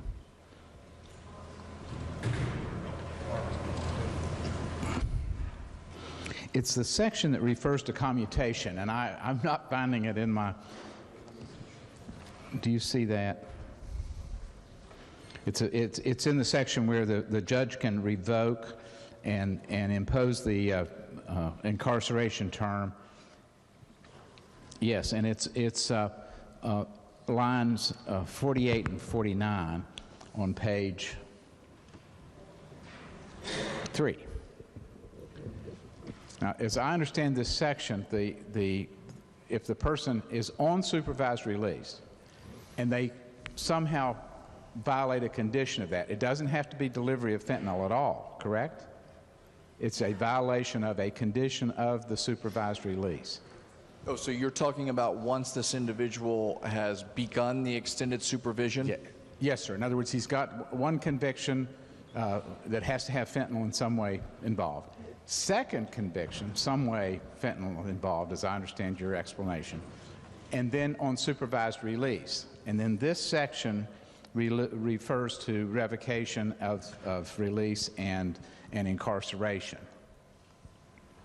And I'm wondering if you could take me through how that supervised release, as I understand it, any condition that's violated, not just providing fentanyl, but any condition violated could result in incarceration while a person's under supervised release. It's no different than any other probation situation at that point. Okay, but this says that they're not eligible for probation. As I read it, they're on, nor may they have any commutation of their sentence. That would mean that they're not eligible for good time. The commutation is not eligible for good time, correct? That's what that means in 15A 417. Is that what you're referring to? That's good time. Okay. And they're not eligible for probation. So if you violate the condition of parole, they're not eligible for parole. Yeah, parole. So this is a hard time statute in terms of the violation of supervised release. Because if they're incarcerated, now the judge, I think, gets to select how long it would be, as long as it's not more than the original supervised release term, correct? Can you say that again? Okay, sorry. The judge can determine what the term of incarceration is, as long as the judge does not set it longer than what was originally imposed. Yes. So if a person got 5 years of supervised release, then the judge could put them in prison for 5 years. Correct. Okay. And by terms of the statute, the person is not eligible for good time, not eligible for parole. If the judge says 5 years, they will serve 5 years, no matter what. Yes. Okay. And there's, as I understand it, for the delivery of the fentanyl, there's no consideration of whether the person is addicted to that drug or other drugs, and that they're really just handling the drugs for the kingpins who probably aren't even in the state. If your question is about the intent of the individual under this bill, intent is determined no differently than it would be in any other case. Okay. But if they're drug addicts and don't even deliver fentanyl, they can be convicted and made subject to these to this supervised release. They would have to have the intent to deliver. Yes. Well, but that's shown generally in drug prosecutions to be just a quantity sufficient to indicate that there is an intent. I mean, correct? that's enumerated in the law already. Okay. But now the court would be allowed to take into consideration that the person's just an addicted person and will be today and will be tomorrow. Of course. So the court could either give an extended stay or perhaps be more forgiving. Of course. Okay. Thank you, sir. Thank you, Mr. Speaker. Lady in the 51st, Second Flesh, is recognized. Thank you, Mr. Speaker. I would like to add to what my colleague from the 16th talked about the fiscal implications of this bill, and also about the public policy implications. We've heard a little bit of testimony, but one of the things I think is really important is there's no evidence. There's evidence that having supervised visitation for 1 or 2 years works, because it helps get people back into the system. There's no evidence, and in fact, we would be the only state in the whole country to have 10 years of supervised visitation. We would be, once again, the outlier. We are the outlier in continuing to think that we can incarcerate our way out of the drug problem. our prison population has increased, let me get this right, 30% between 2010 and 2019, while it has decreased 21% nationally. And that's because the rest of the country, especially the South, has concluded that justice reinvestment and that being right on crime makes financial sense. So that when you invest in things like jobs and hope, when you invest in things like increasing funding for community-based treatment and community housing, that you actually do deter people from reoffending. We are spending, our prison population has increased by 3,000 in just the, and I should get you the answer to that. I'm not sure about the time period, but it was within the last decade or less. And each one of those people is $26,000 a year, at least. That was the 2017 number. And this chart shows that one of the reasons our prison population is increasing is because of our policy about re-imprisoning people for technical violations. So what we are doing here is we're saying after somebody's sentence has been served, after they've done the time, they can be supervised for up to 10 years, and if they have a violation, they can go back to prison. And what we found in West Virginia, that in 2020, 412 of those people went back to prison for a new crime. 1,158, 74% went back for technical violations. So these people who were on their way, hopefully, they're going to come back to your town. On their way, hopefully, they are back in prison. What does that costs a lot of money, and we are paying for it. Our counties are paying for it. Our counties are frantic. We're paying for it in a variety of ways, taxpayers. And that's why Americans for Prosperity has said, vote against this bill, because it's expensive. What we are doing by trying to incarcerate our way out of the drug problem, nobody believes that we don't have a drug problem. Nobody believes that it's safe to have a drug problem, but this solution is not a solution. This bill does not solve the problem. We know evidence-based things that solve that. We are not investing in those things, and that's what Americans for Prosperity and a broad array of faith leaders and many others say, is that this is a bad bill. It doesn't make us safer. There's no proof that it makes us safer. There is proof that other investments, because this is going to be a big investment. We are investing big time in West Virginia in incarceration, big time. That's what taxpayers are paying for, and that doesn't solve the drug problem. Treatment does, housing does, jobs do, and that's what we should be putting our emphasis on in West Virginia. I urge a no vote. The gentleman 58th, Miller. Thank you, Mr. Speaker. Can I talk on this bill, please? Gentleman's recognized. Thank you. I did. Okay. Thank you. I've been sitting here listening to everybody. There is a drug problem. Everybody knows it. I lived it. I lost a boy to it. It hurts. You don't know when it's going to slap you in the face. You could be laughing, having a good time. 5 minutes later, you're crying your eyes out. Your heart's broken. It's hard. It's really hard. Am I going to vote for this? Yep, I'm going to vote for it. Because if it helps one person, it's well worth it.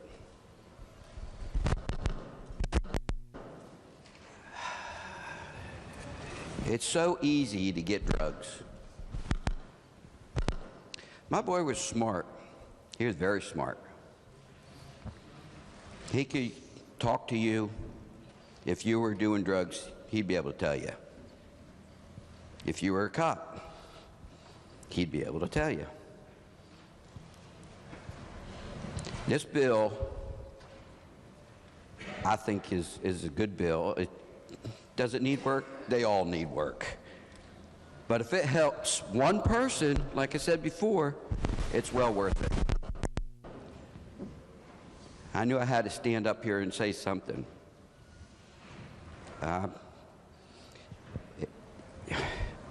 It just makes you boil sometimes, the way things work. Everybody knows they have to work. How do experts become experts? They read about it, they write about it. They don't live it. Until you live it, you don't know it, believe me. I have sat in front of the TV, tried to get some answers from these people, and I thought, man, dear, I knew more about it before I started watching it. It's crazy. It's really crazy. A lot of money thrown at this problem. Just me, and I'll tell you, until we go back to an eye for an eye, a tooth for a tooth, we're going to always have this problem. But like I say, vote for this bill because it may help somebody you know or somebody you love. And it's about, the bill's not about what it says here. It's paper laid still while they wrote on it. It's about unconditional love. That's what it's about. And that's what we need to do. Thank you. Is there further debate on the bill? Gentleman, the 35th, to close debate on the bill. Thank you very much, Mr. Speaker. Just briefly, and I appreciate the debate and comments by all my colleagues. I think it's important and additive to the process, but I just want to clarify a few things. The gentleman from the 50th seemed to have some technical issues with how the bill was written. I would suggest to anybody, any member, that on amendment stage, if we have heartburn about the effects of how a bill is written and how it's going to be applied, we should all offer those amendments to always try to make a bill better in the event that that bill may pass. So I'm not sure if those concerns still exist. We actually had an amendment yesterday to try to make it even more crystal clear that this did apply to crimes involving fentanyl, and I believe that it does. And oftentimes when we impose greater or harsher punishments, you'll hear that spoken a lot about on this floor, but this is not imposing harsher sentencing. This is not a deterrent for a user or a small-time dealer. This is a mechanism to keep drugs out of our communities. And I keep hearing, let's do something, let's do something. This is doing something. We've never done anything like this before. This is a novel concept, extended supervision for drug dealers, second offense pushing poison into our communities. This is a novel concept. We are doing something. If we come back here in 5 years and say, see, it didn't work, at least we tried something. At least we did something. And I think we're taking the problem head on. I think we're being innovative and creative about how we do that. And the lady from the 51st acknowledged that a year or two of extended supervision can be quite effective. Well, you'll note in the bill that there's a minimum of 6 months. It's a maximum of 10 years.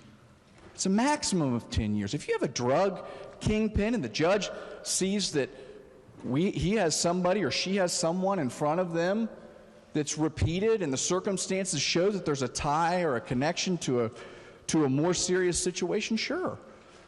That supervision may last longer, and I think that's a good thing, to keep our eye on what is going on in our community.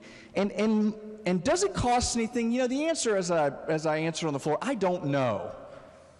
I don't know. I don't think so, because we have county probation officers that are salaried, and this is their job. And so if these instances increase so much that we have to hire more County probation officers, maybe. But think about this. What's the cost to the child who no longer has a mother? What's the cost to a child that no longer has a father? What's the cost to the state of West Virginia when we have people dying every single day? I urge passage. Question before the House is, shall the bill pass? Those in favor of passage will vote aye. Those opposed will vote no. The clerk will prepare the machine.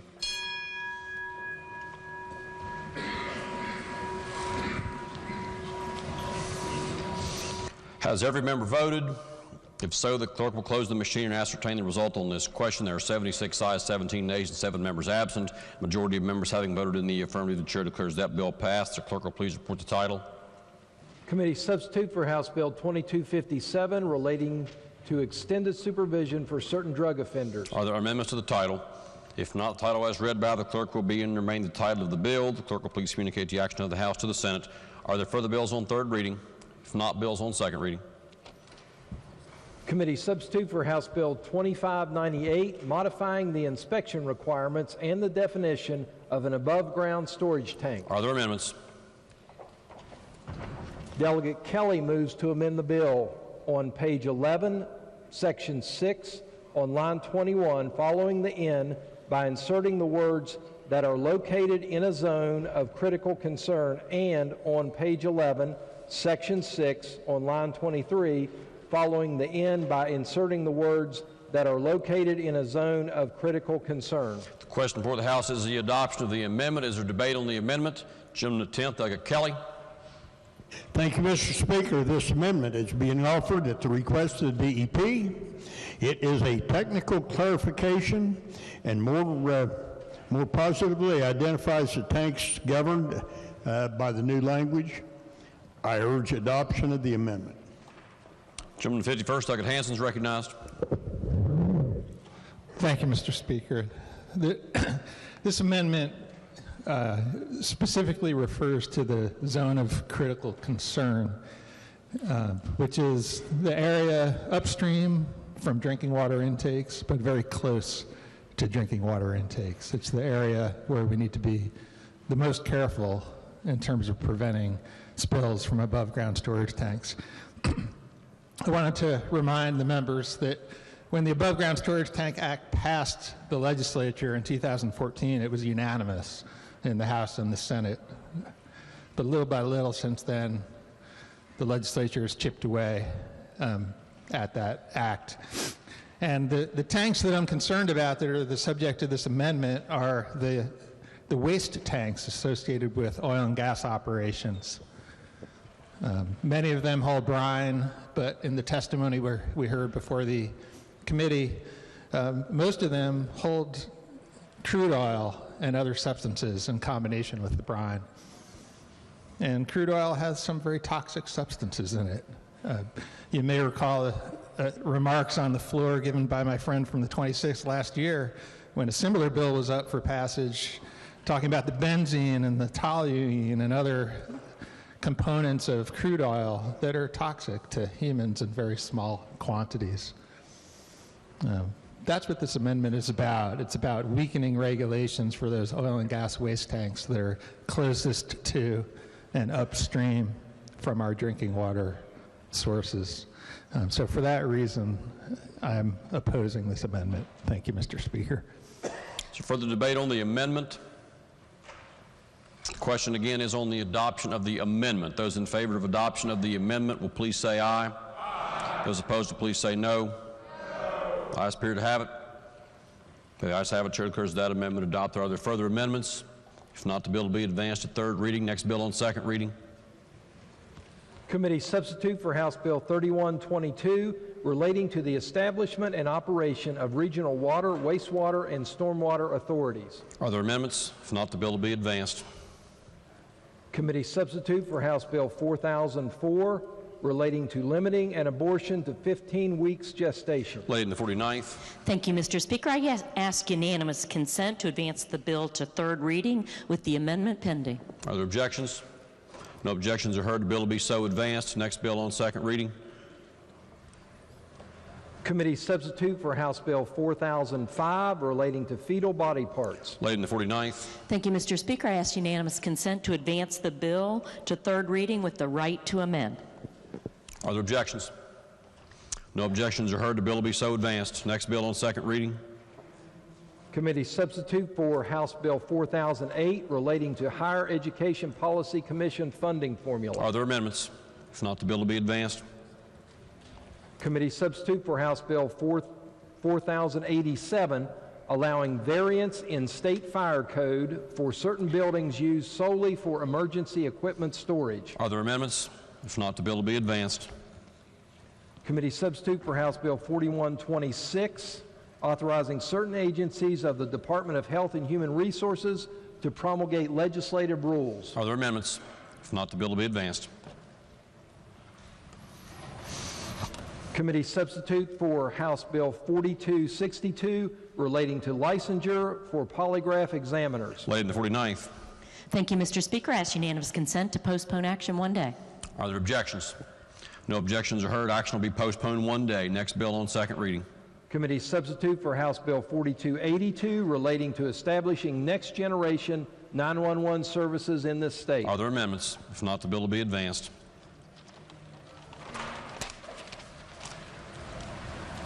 House Bill 4307, increase some benefits payable from Crime Victims Compensation Fund. Are there amendments? If not, the bill will be advanced. House Bill 4396, reducing federal adjusted gross income relating to tolls for travel on West Virginia toll roads paid electronically. Are there amendments? If not, the bill will be advanced.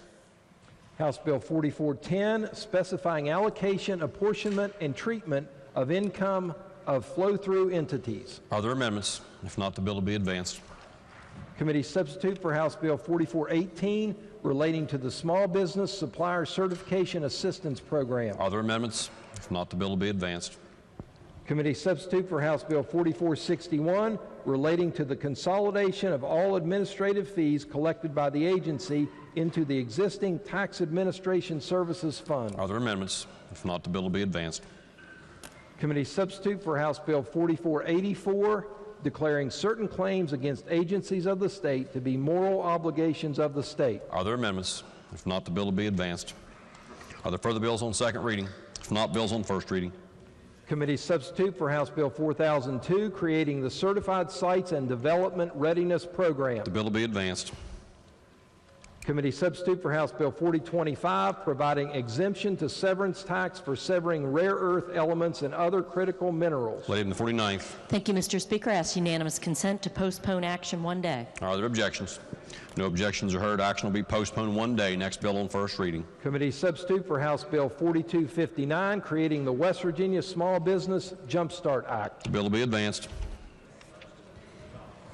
Committee substitute for House Bill 4351 relating to the implementation of an acuity-based patient classification system. The bill will be advanced. House Bill 4352 decreasing federal taxable income. The bill will be advanced. Committee substitute for House Bill 4426 repeal Article 31-25G-1 et sec creating provider-sponsored networks. The bill will be advanced. Committee substitute for House Bill 4451, eliminating the requirement that otherwise qualified investment assets be located or installed at or within 2 miles of a pre-existing manufacturing facility. The bill will be advanced. House Bill 4460.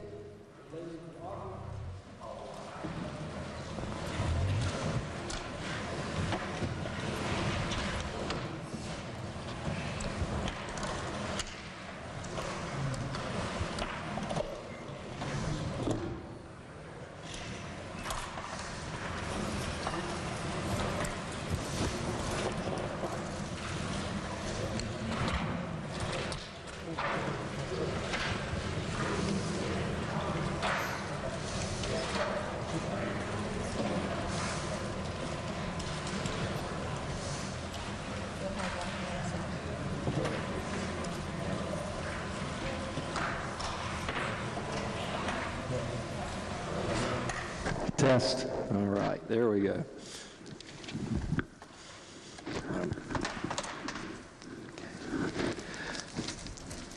House Bill 4460, relating to authorizing application of the Manufacturing Investment Tax Credit and the Manufacturing Property Tax Adjustment Tax Credit against personal income tax. The bill will be advanced. Committee substitute for House Bill 4465, relating to the tax credit for apprenticeship training. The bill will be advanced. Committee substitute for House Bill 4470, relating to consumer sales and service tax and use tax exemption for certain goods to be incorporated into a qualified new or expanded warehouse or distribution facility. The bill will be advanced. Committee substitute for House Bill 4489, require counties to post open positions on statewide job bank. Bill will be advanced. House Bill 4568, to allow phased rehabilitations of certain historic structures. The bill will be advanced.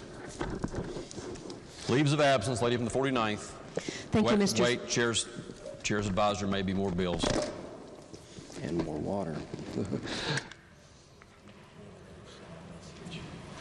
We do? Okay. Are there Senate messages?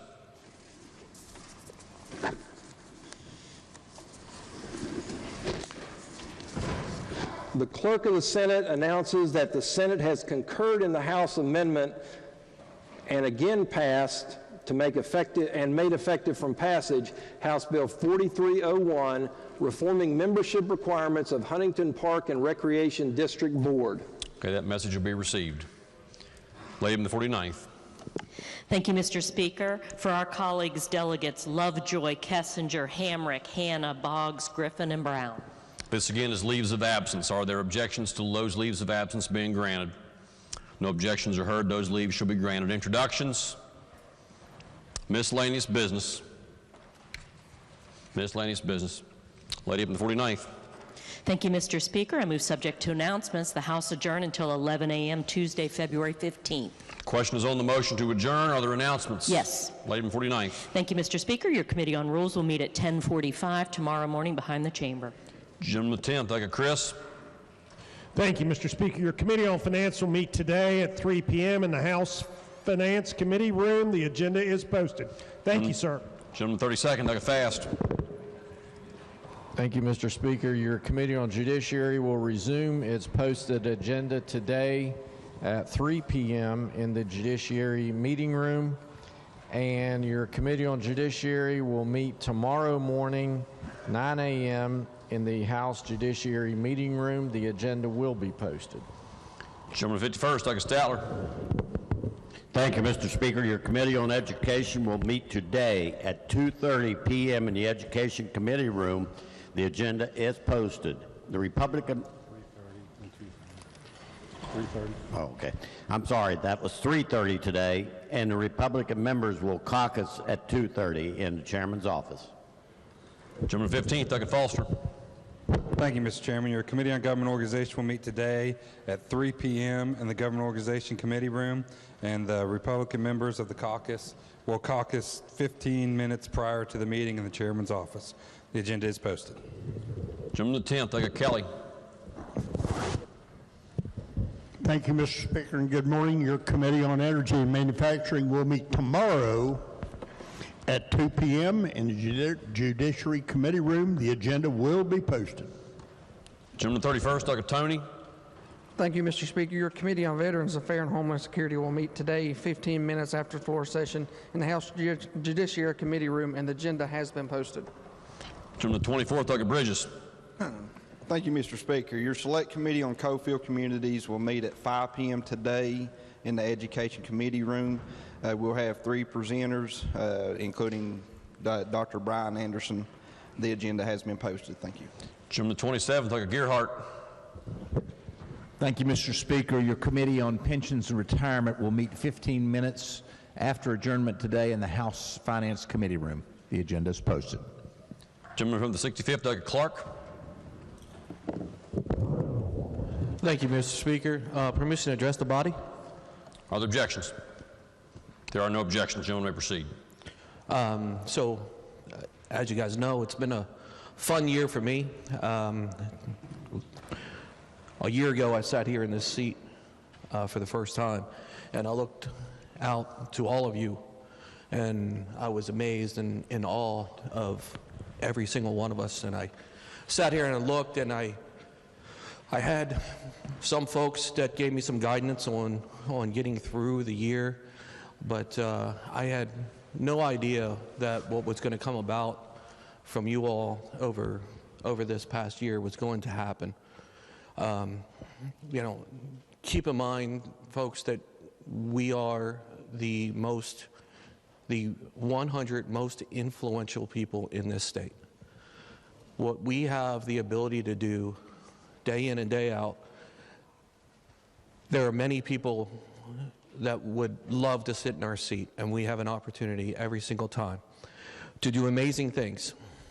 And what happened in my life this year, and especially at 7 a.m. on January 30th, when my wife was called to go to the ER, and the progress that went from us walking into a restaurant on Saturday the 29th to her being fully bedridden on Tuesday the 1st.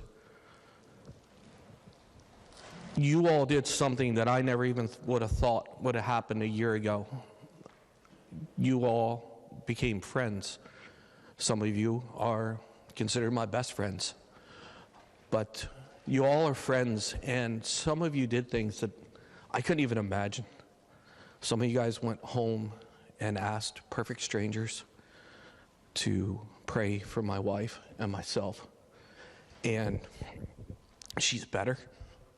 She's home.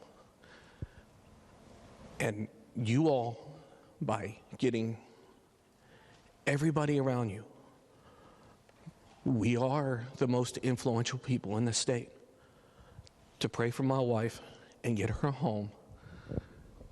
I can never thank you enough. So I know my wife is watching today, so to my lifelong Valentine, happy Valentine's, and thank you all for what you did.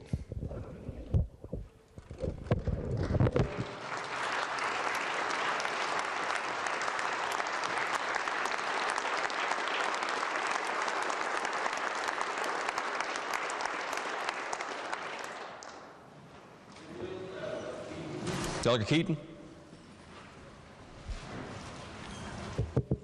Thank you, Mr. Speaker. Your Select Committee on Tourism and Economic Diversification will meet this evening at 5 o'clock in the House Finance Committee room. The agenda will be posted. Gentleman 22nd, Delegate Maynard. Thank you, Mr. Speaker. Your Committee on Technology and Infrastructure will meet immediately after floor session in the House Government Organization Room. Also, your Subcommittee on Honorary Bridge Naming Resolutions will meet immediately after floor session in 212 East. Thank you. Gentleman the 43rd, Delegate Thompson. Thank you, Mr. Speaker. Democrat members of the Education Committee will caucus in the Minority Chair's office at 3 p.m. Gentleman 37, Delegate Pushkin. Thank you, Mr. Speaker. For those of you interested in how the practical effects of reentry bills like we just debated before, of how they actually work, there is a reentry simulator tomorrow. It's going to be taking place here at the Capitol, Upper Rotunda. I believe it's going on most of the day, and that's by the West Virginia Reentry Councils. Gentleman 16th, Delegate Mant. Thank you, Mr. Speaker. I would like to ask unanimous consent for the gentleman's comments from the 65th be printed in the appendix of the journal. Are there objections? No objections are heard. Gentleman 16th, Delegate Hornbuckle. Thank you, Mr. Speaker. I would like to also ask unanimous consent that the gentleman from the 37th and the 50th, as well as the gentlelady from the 51st, remarks on House Bill 2257 be printed in the appendix of the journal. Are there objections?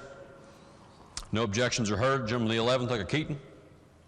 Thank you, Mr. Speaker. One more announcement. Republican Freshman Caucus tomorrow morning at 8 a.m. in House Education Room. Thank you. Gentleman the 3rd, Delegate Fluharty. Thank you, Mr. Speaker. Like always, I would ask that the remarks by the gentleman from the 16th on House Bill 2257 be printed in the appendix of the journal. Are there objections? No objections are heard. Are there further announcements? If not, the question before the House is the motion that the House stand adjourned at 11 a.m. tomorrow. Those in favor will please say aye. Those opposed will please say no. The ayes have it. The motion is adopted. The House is adjourned at 11 a.m. tomorrow.